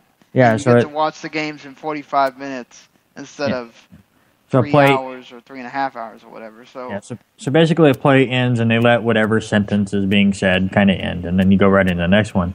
So basically 10 minutes of that, I swear I heard 6 defensive holding penalties. There's 80% of these penalties were defensive holding. I mean, that's all that was in this game was the secondaries doing everything they could to try to slow down these passing attacks, and they couldn't do it. I know Gary's our fantasy guy, but I have to listen. If you're looking for a tight end, Crockett Gilmore, that's your guy.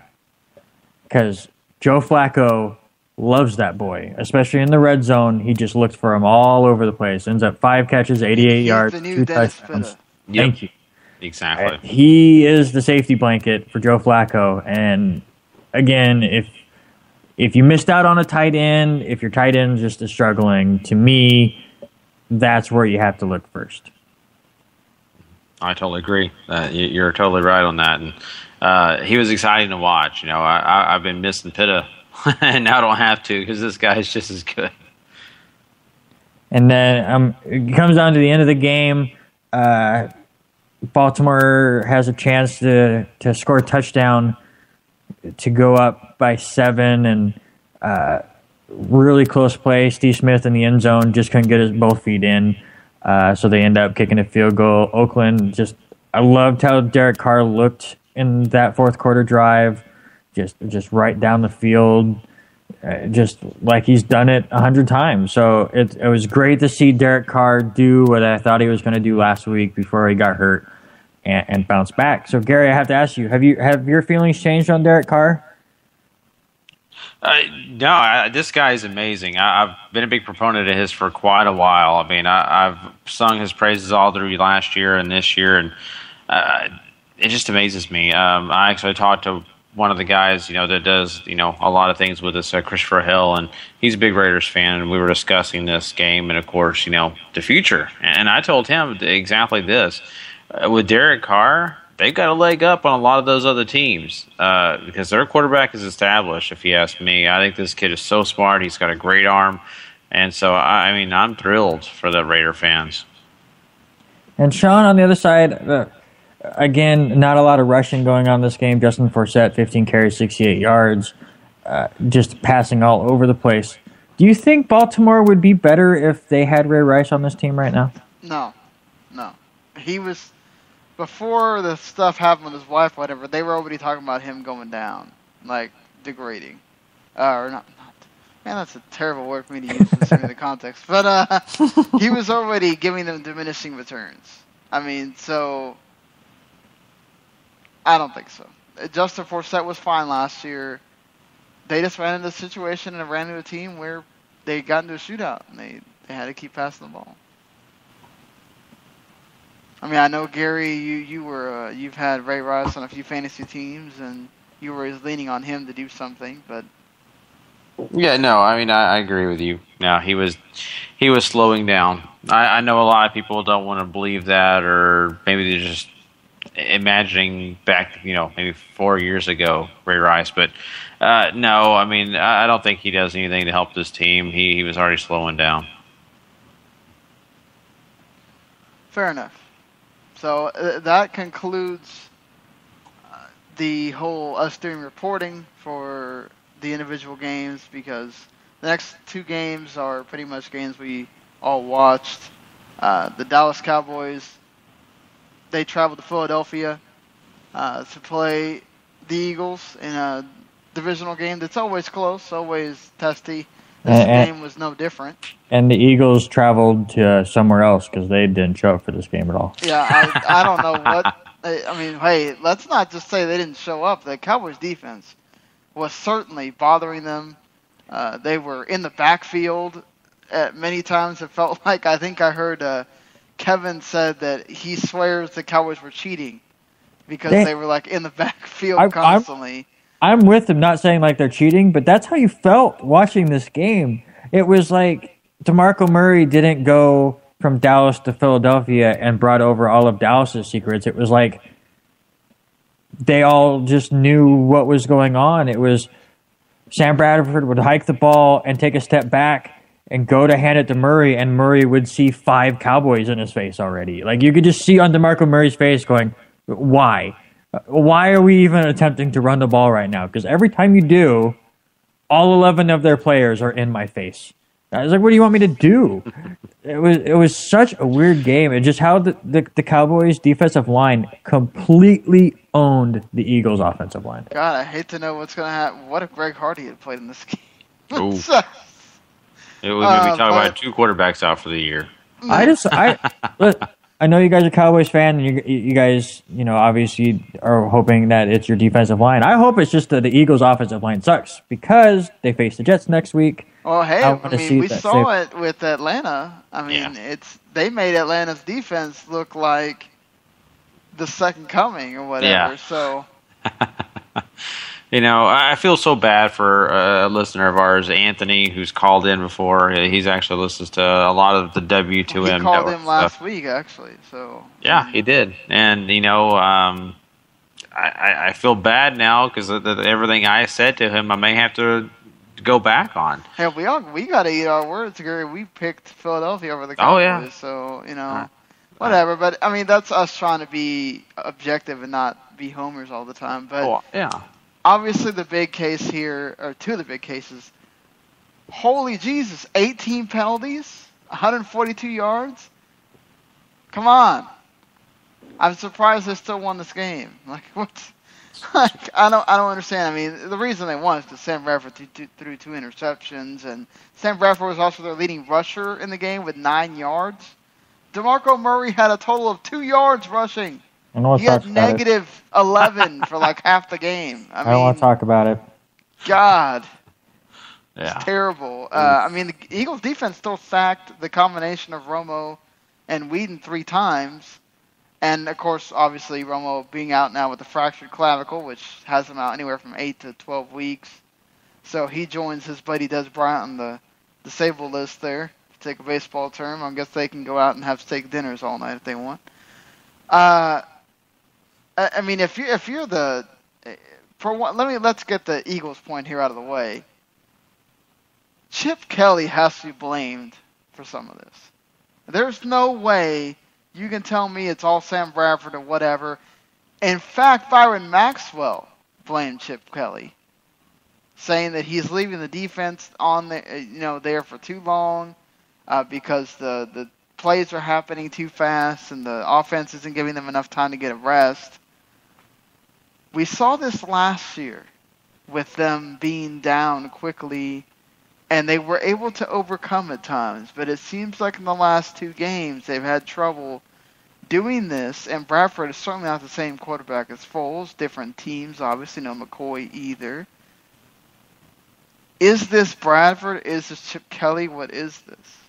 If it's anything out of those two, I would lean more towards Chip Kelly. Obviously, when you want to do that the fast-paced offense and it's not working, the defense is going to be out there a lot more. In fact, Dallas held the ball for 40 and a half minutes in this game, which is ridiculous. So I can totally understand a defensive player going, come on, give us some help. But to me, their big issue, and I've said it before, it's that offensive line. If they are that bad, and Atlanta and Dallas have figured out that is their weakness and attack it, then they're in big trouble. And listen, to have a fast-paced offense, obviously you need to succeed. They have the talent around it to make it work, but if you have 4 guys in your lap by the time you take your 3-step drop, it's not going to work. And if you go through the play-by-play real quick, here are the Eagles' drives for the first half or whatever. It's 3 and out, 4 and out, 3 and out, 3 and out, 3 and out, 4 and out with a blocked punt touchdown, 3 and out. Then they finally get a drive and throw an interception. So I don't even care if they were taking time and this wasn't a Chip Kelly offense. The defense is going to be on the field the whole time if you go 3 and out every time. The offense just did not work against Dallas. I don't know if it was a scheme or if it's just they have a really terrible offensive line. If Chip Kelly just missed that part. But that is what they have to focus on going into Sunday against the Jets.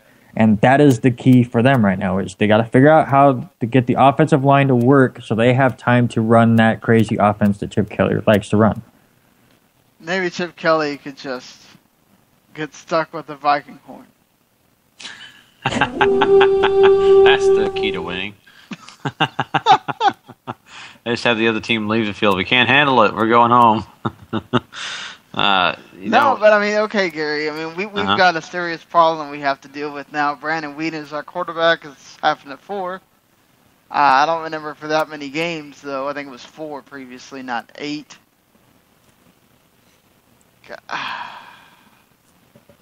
You think the Cowboys can win? I mean, Des Bryant is one thing. Without Romo, that's...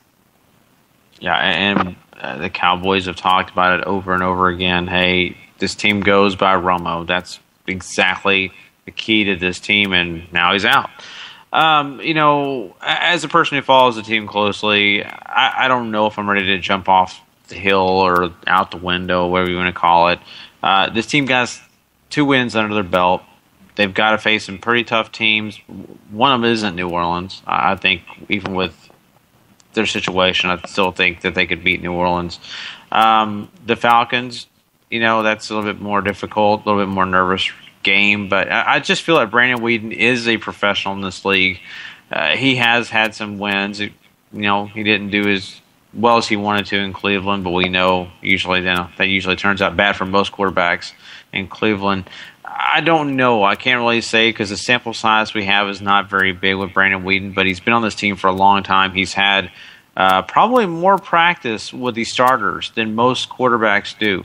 Every Wednesday since last year, he is the guy that runs the offense on every Wednesday when Romo takes a break. So this guy is prepared. I mean, if you watch the game, look what Brandon Whedon's doing. He doesn't even warm up to go out there to play the rest of this game. Just gets up, puts the helmet on, and goes. Doesn't even go start throwing balls at anybody, and then throws a touchdown to Terrence Williams. So I'm not saying that he's going to come in and save the day, but this team needs to go 500 with him under quarterback, and it's a possibility. I'm not ready to give up on him just yet. Randy, you're the outside looking in person. What do you think? Well, again, like Gary said, the sample size for Whedon on this team is small, but it did look good against Philadelphia on Sunday. But the thing that the Cowboys fans have to worry about is, like Gary kind of mentioned, is the schedule coming up.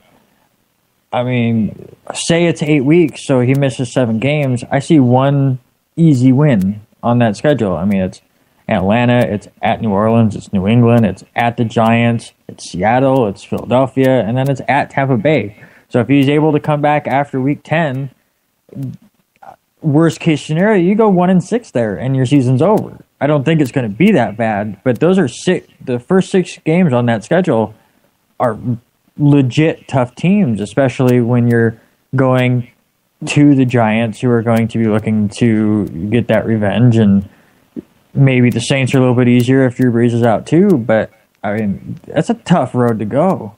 So, I mean, you got to hope best case scenario, like Gary said, if you can go 500 in that stretch, you're going to be okay. The Eagles have a lot of things to worry about, and you're not really worried about the Giants-Redskins. So if you can go 500 with Whedon, I think you're still having a great chance to win the division. And I have a question for you as well, Randy. And yeah. Looking at this, I think... Well, I think, too, he brought up the division. You know, this division is anything but dominant.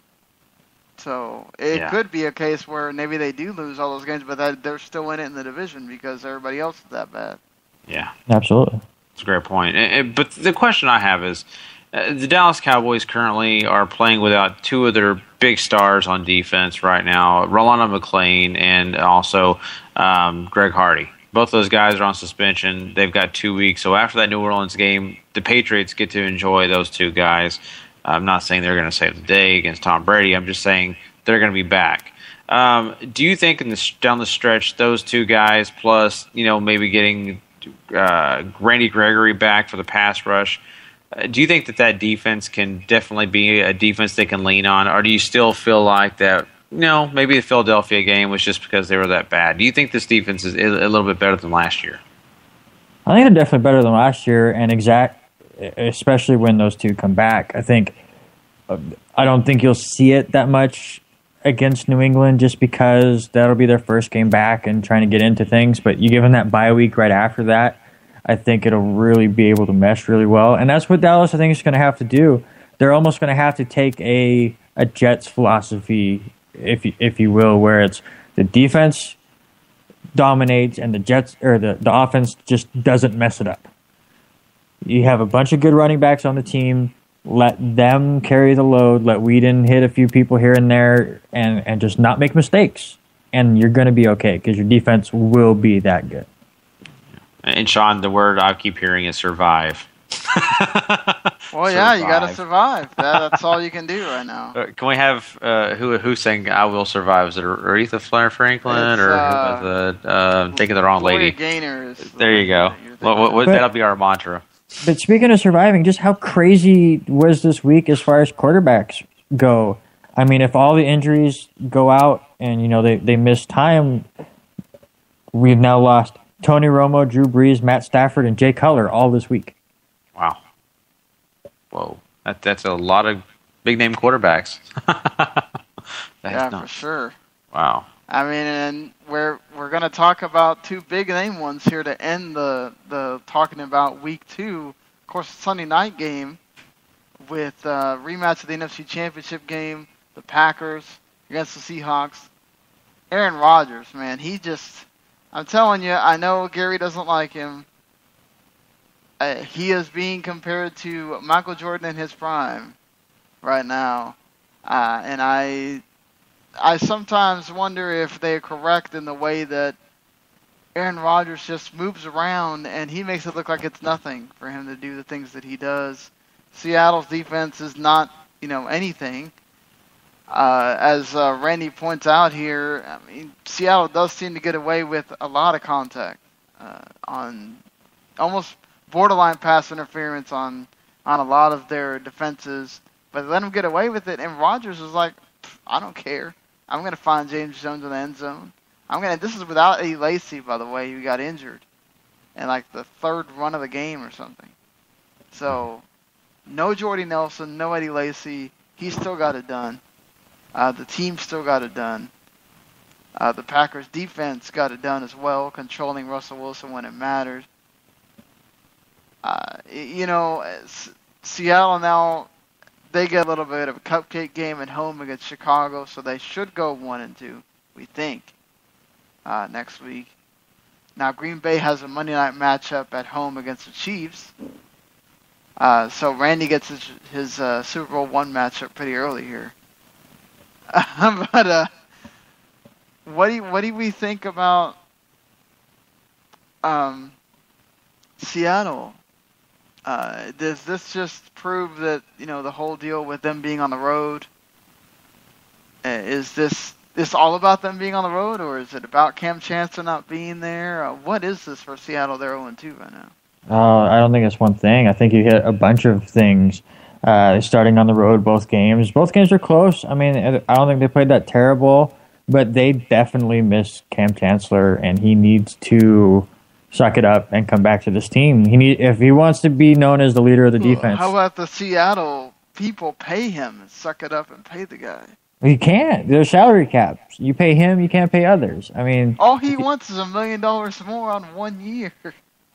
I mean, but that's the thing. That if you're so worried about $1 million and Seattle wants him back, go set him up with $1 million endorsement deal.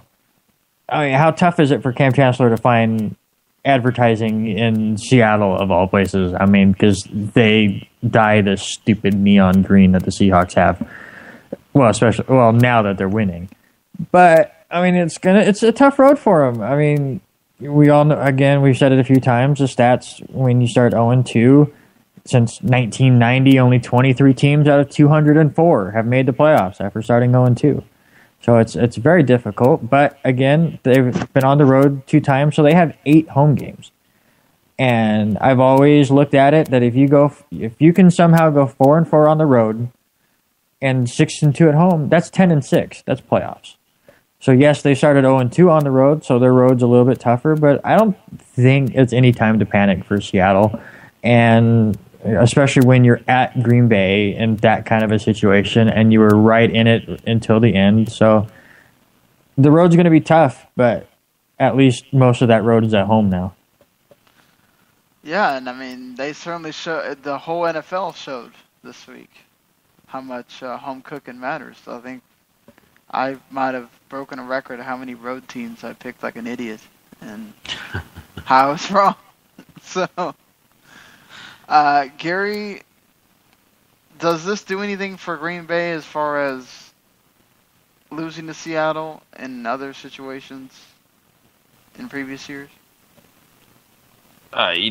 Well, I mean, I think that, it definitely gives them a confidence boost. I guess you could say it that way. But I don't really think that they think of it that way. I think that was the past, and I'm not sold that Aaron Rodgers or any of the other Green Bay Packers are so focused on what they did in the past. I think they're concerned about now, and I think that they're just happy that they were able to get a W, and they're ready to move on. And so, I mean, I'm not looking at it in that aspect. Yeah, so I think that pretty much wraps up our discussion of NFL Week 2. Certainly an interesting week. Lots of, I guess, what you would call upsets as far as what many would consider the lesser teams performing and tying their records at 1-1. And then other teams going 0-2. Some teams, going 2-0. Atlanta and Cowboys for sure. They get to break that. You'd think. Hopefully there's not a tie next week. But, we go from, the NFL having a lot of upsets to college football having a lot of upsets this week. So we're going to switch things around here and let Randy carry this on. I'm going to play our little music to let everybody know we're starting the college stuff, and we'll be here.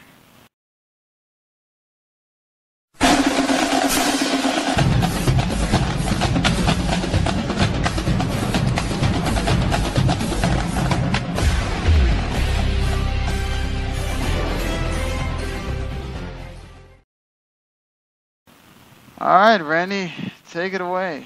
All right, so let's just quickly kind of hit the standings and our pick 'em real quick.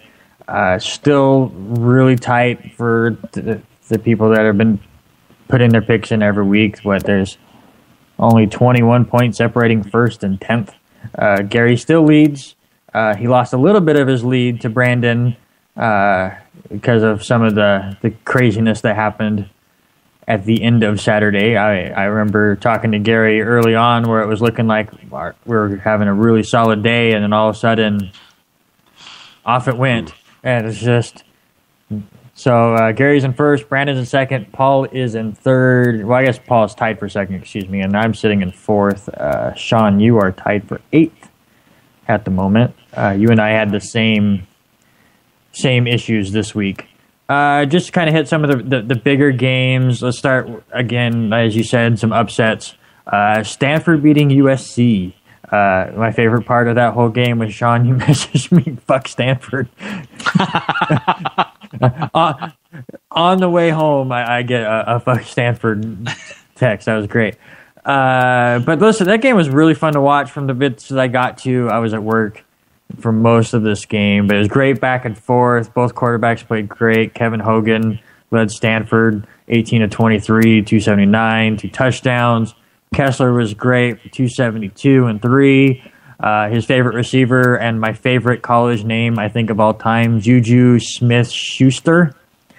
8 receptions, 153, and a touchdown. So, it looked like USC had a great shot, but in that fourth quarter, Stanford pulls away, shows why people were considering them to be title contenders, and got the upset on the road. Gary, what did you think of this game?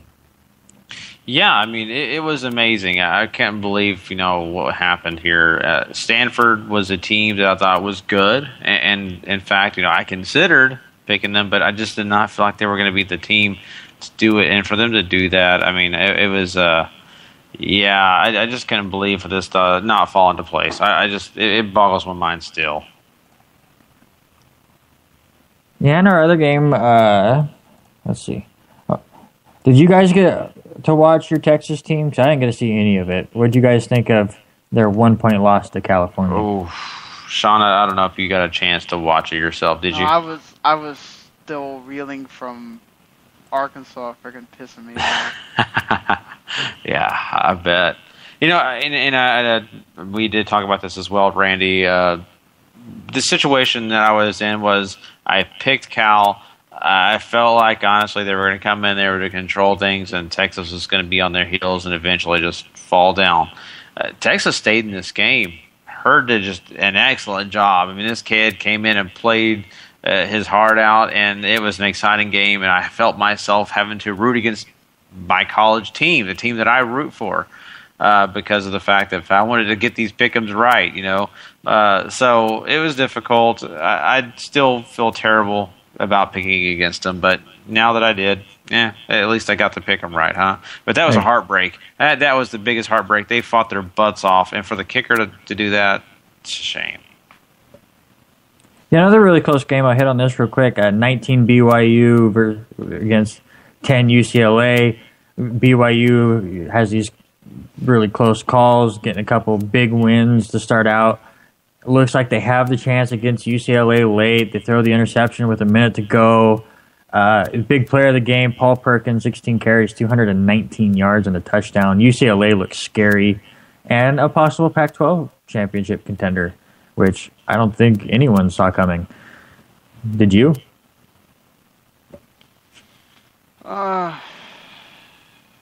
UCLA? Yes.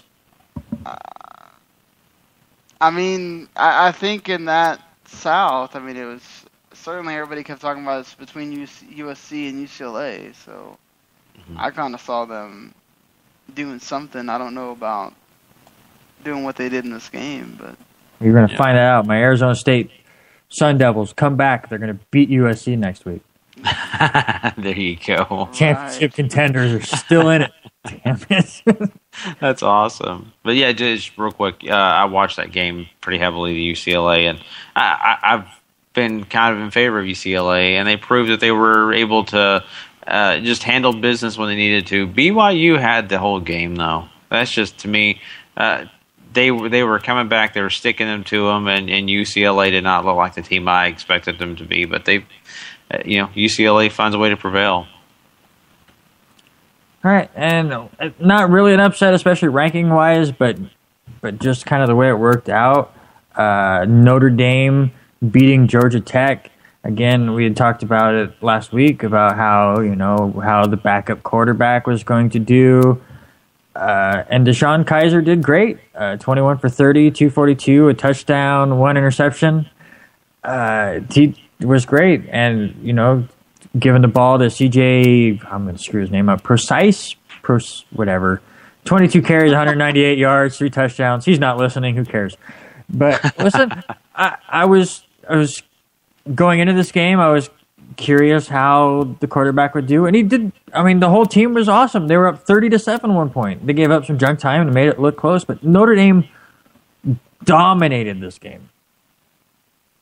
It was a shame for me because I really felt like they weren't going to, and I picked against them. But you're right, they did, and they looked as strong as ever. I mean, I'm sure they're still missing their top quarterback, but this guy, being the second guy, didn't look like the second guy. I felt like he was, ready to go, and they're definitely still contenders. Yeah, and then let's hit the 2 SEC games that were big. One was close, one really wasn't. The blowout was LSU. I told you guys, you just don't win at Death Valley, and LSU proved it. They jumped out 24-0 by halftime. Leonard Fournette, can you say Heisman candidate? 19 carries, 228 yards, 3 touchdowns, completely blew out Auburn. So maybe this Jacksonville State game wasn't such a fluke, Sean. Yeah, maybe it wasn't. But, LSU has certainly proven to be a team that I think a lot of us were kind of underrating when we did the preview. We were certainly overrating the total crap out of Auburn. I mean, I think we thought Jeremy Johnson was going to do. Jeremy Johnson is just proving, I think, that he's just not that good. And Leonard Fournette is certainly proving that he can carry the team, which I think was the issue of would Brandon Harris be able to do enough. And then Fournette has just proven that, 3 touchdowns, 228 yards. I mean, my God, it's ridiculous. Yeah, I still want to see what LSU does on the road in some of these bigger SEC games, but at home, they look scary. Mm-hmm. And then your main event, number 15 Ole Miss takes down number 2 Alabama at Alabama, and me, now Ole Miss is number 3 with TCU. Yeah, listen. The key stat in this whole game was Alabama 5 turnovers at home. And Chad Kelly leads Ole Miss 18-33, 341, 3 touchdowns, just did everything right, no turnovers for Ole Miss. And it was a pretty, on the way home from watching the Jets game, I think it was Freddie Coleman on ESPN said it perfectly. We started this week on Thursday night with the Chiefs having 5 turnovers at home and they lost. You go to Saturday night and Alabama has 5 turnovers at home and they lost. The Colts tonight, 5 turnovers at home and they lost. You have that many turnovers, you deserve to get what you have coming, and it's a loss. So terrible for Alabama. Ole Miss now right in the title hunt, and it's going to be interesting to see if they can ride this momentum for more wins. Yeah, this game is just completely different than I expected as well. I thought Alabama was going to have a fight on their hands, but not this kind of fight. They just were, I wouldn't say I'm not ready, but I think that they maybe have sold Ole Miss short. I think they may have, because Ole Miss came in here and I think they gave them a great punch in the mouth and said, hey, we're here to play. and Alabama's not used to that. I think they're used to teams coming in and being a little bit nervous about playing them. Ole Miss sure didn't play like that.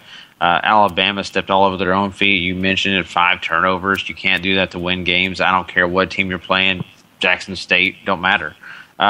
You cannot play like that. And it's just, let's be honest, the entire time Ole Miss stayed with it. They didn't slow down. Alabama, quite a few times, started comebacks. I mean, there were points in this game where you thought, oh, here they come again. Alabama's going to win this thing. They're just biding their time until finally Ole Miss put them out of their misery. Yep. It's Alabama. You can't commit 5 turnovers in a game like that and think that you're going to beat a really good team like Ole Miss. I'm sorry, though. I don't like Ole Miss's helmets in that game. That weird blue thing was just weird. I can't take it serious. And just to give you guys a preview, I don't know if you've looked at next week's schedule. I just kind of was looking at it just to kind of get a heads up. ESPN does us no favors, and that's what I love about college football is there's always amazing matchups, and next week's no different. I mean, no idea about. I mean, UCLA goes on the road against Arizona. Oregon is at home, but they get Utah, who's been looking pretty good. Like I said earlier, it's USC at Arizona State. How does that one work? Gary, I'm sorry, but you'll probably be picking against the Longhorns again as they host Oklahoma State. So there's some tough games here. Auburn at home against Mississippi State could be tough. Michigan at home against BYU. How does that one go? So once again, another good week of college football coming up. Mm-hmm. For sure. So that about wraps it up, other than the fact that we've got to go back to the NFL to do our top 5 power rankings and our MVP of the week. So, Randy, go ahead. Rattle off your... Oh, but I keep bouncing back and forth of 30 teams. Oh, well, you're going to have to make a decision here. All right, so number 5, Sean made fun of me when I typed it in. I don't care. Jets are my number 5 team. To go into Indianapolis and completely put a whooping on them, you gotta love that. And going 2-0 is great. I almost put Atlanta in there, but I changed it. Number 4 to me is Arizona. They're legit. To me, if they can figure out how to play defense a little bit, you could see them in the Super Bowl. But I mean, you're going to see them in the playoffs. To me, number 3, Cincinnati. Just all in all, great team. Again, I think I underrated them. Yes, they have their playoff woes, but this isn't the playoffs. Number 2 is New England. I mean, what can you say about this team? They just completely go out and blow out Buffalo. Yeah, they let them back in at the end and made it interesting, but they're just great. And number 1's Green Bay. I mean, I'm sorry, you go out and you beat Seattle, even though it wasn't home. They're just great. I think they're the best team in football right now. Well, my power rankings are based off of, the first 2 weeks. I'm not just going off of this week. And certainly, New England beat a Pittsburgh team that there's people that are picking them to go to the Super Bowl. And then New England come in and trounce their division rivals, the Buffalo Bills, after they made the Colts look silly last week. So they're number 1 for me. Green Bay played the Bears, who... the Bears kept it tight with them, but it's a rivalry game, so you know what it's going to be. Rivalry game on the road, thank you. Yeah, and then you've got Seattle at home. Pretty tough matchup as well, but they Aaron Rodgers handled that one. I still think from just the way that New England made Pittsburgh look and made Buffalo look, I think they get the number 1 spot for me. And Atlanta number 3 because they beat 2 actually pretty good teams. They beat the Eagles, made a game of it, had to do a last-second interception, last-minute interception to win that game. And then they, have to go down to the wire with the Giants again. That's 2 NFC's teams that aren't slouches. Atlanta beating them and being 2-0. That's a feat right there. Arizona number 4 because even though they beat, 2 teams that are kind of, on the downtrend, they made them both look pretty silly. And, you can say what you want about the Bears not having Keller for half that game or whatever, and then, Breeze being not himself, but Arizona are going to be, that's going to be a team I don't know about Super Bowl, like what Randy picked, or NFC Championship game, but they're going to be a player. And I think Cincinnati, number 5, I mean, they whooped the Raiders, whatever, but coming in and beating a very good San Diego team, that's something to give them props over. Not that, I mean, look, I'm not going to discount the Jets at all there. I think if Romo had been in the whole game with Dallas, I think you could put them in there too, since they're up 2-0. Dallas would have been my top 5. Their outlook right now isn't that great. So absolutely, that's right. I agree. Mm-hmm. Yeah, and that's why you're going to get what I'm going to say here. And there's actually a team that fell out of my rankings here. It was between Atlanta, which I did have in my rankings last week, and the Jets, actually, Randy. And I'm in agreement. My number 5 has to be the Jets. The Falcons kind of fall out. I was a big believer until they played the Giants. The Giants are still so depleted on defense. I'm not a believer in it. Sure, their offense can help them, but I just feel like if the defense did not do what I thought they could do, it's just so. Anyway, let's get past that. I'm definitely down with the Jets. I feel like they definitely did a great job in there tonight. So I'm not a homer. Yeah, no, I mean, I'm right there with you. I really do believe. I mean, I was a little bit nervous after the first game, but now looking at this, I think the Jets got a great defense and an offense that, hey, it's working. And then I go to my number 4 spot, and once again, this is kind of a flip-flop, but I think I'm going to go with the Cincinnati Bengals here. I think they're doing a great job this year. Defense is still looking pretty good, and Andy Dalton isn't screwing up yet. So until then, I think these guys are got to be in that top, 4 or 3 spot. My number 3 spot has to go to the Cardinals. Wow, I don't care who they're playing. These guys are good. I really feel like if they play one of the better teams, I'll put them against the Packers right now, and I still think it's going to be a close game, and I think they have a shot to win it. Carson Palmer's doing an excellent job. That defense is still good, so there you go. My number 2 spot has to go to the Green Bay Packers. Aaron Rodgers is leading them. I don't dislike the guy on the field. I just dislike the guy personally. So I think that he's definitely leading them to that next level. Their defense looked much improved, better than I thought they were this week. So I'm giving them the nod for number 2. And number 1, New England. I mean, it's just got to be New England. For all the reasons Sean said, beat a Pittsburgh team that I don't feel like is very good defensively, but offensively they're very, very good. They handled business there. And, of course, the Buffalo Bills were a team that I had in the top rankings, and they knocked those guys right out of my top rankings. So New England's going to be on top until proven otherwise for me. Well, they'll get knocked down when Jacksonville beats them next week. If that happens, I'm okay with it. I'm okay with it happening. But if it happens, yeah, you'll hear it here first, people. Randy just said it. Yeah. Well, we got to do our MVP of the week, Randy. MVP for me is Antonio Brown. 9 receptions, 195 yards, and a touchdown. Completely just blows up San Francisco. He's my guy. For me, it's Tom Brady, 466 yards, 3 touchdowns. Obviously, he's the one that just throws the balls, not the one that catches them, but he still was very instrumental in just whooping Buffalo. I'm right there with Sean. I think Tom Brady definitely has my MVP pick. Good. Let's make him our MVP, and we can jinx the hell out of him. I like what you guys are thinking. All right, so Tom Brady is our MVP for week 2 of the show. So we will be back on Friday morning. Basically you'll be hearing us on Friday morning, reviewing that Thursday night football game between the Redskins and Giants. We'll also be doing our week 3 preview, going down all the games. Hopefully we make better predictions than last week. Certainly, but then of course Randy will be guiding us through that week 4 of college football. So lots to look forward to. Next week will be the last week before we get to the bye weeks. So I'll be glad when we get to those. We won't have those full slate of games we all got to sit here and watch. Yeah, and NFL, can you stop it with the 10 games in the early slate? That's too much at one time. That's kind of the way they've always done it, though. They don't want to have. They want to have one game of the week, sort of. No, I understand that, but 10 at one time, you can't keep up. I can't.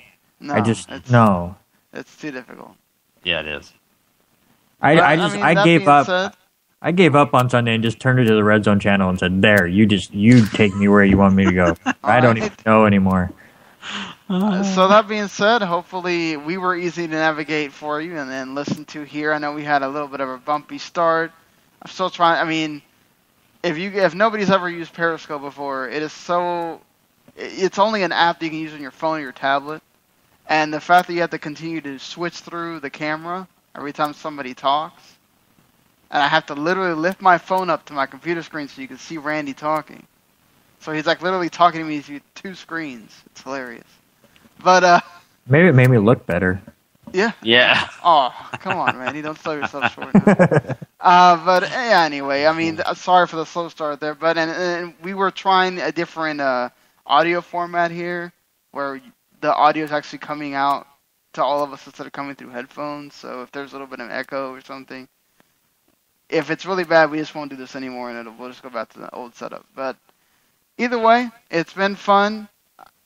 We'll be back on Friday, and hopefully you'll join us then. Later, everybody. See ya.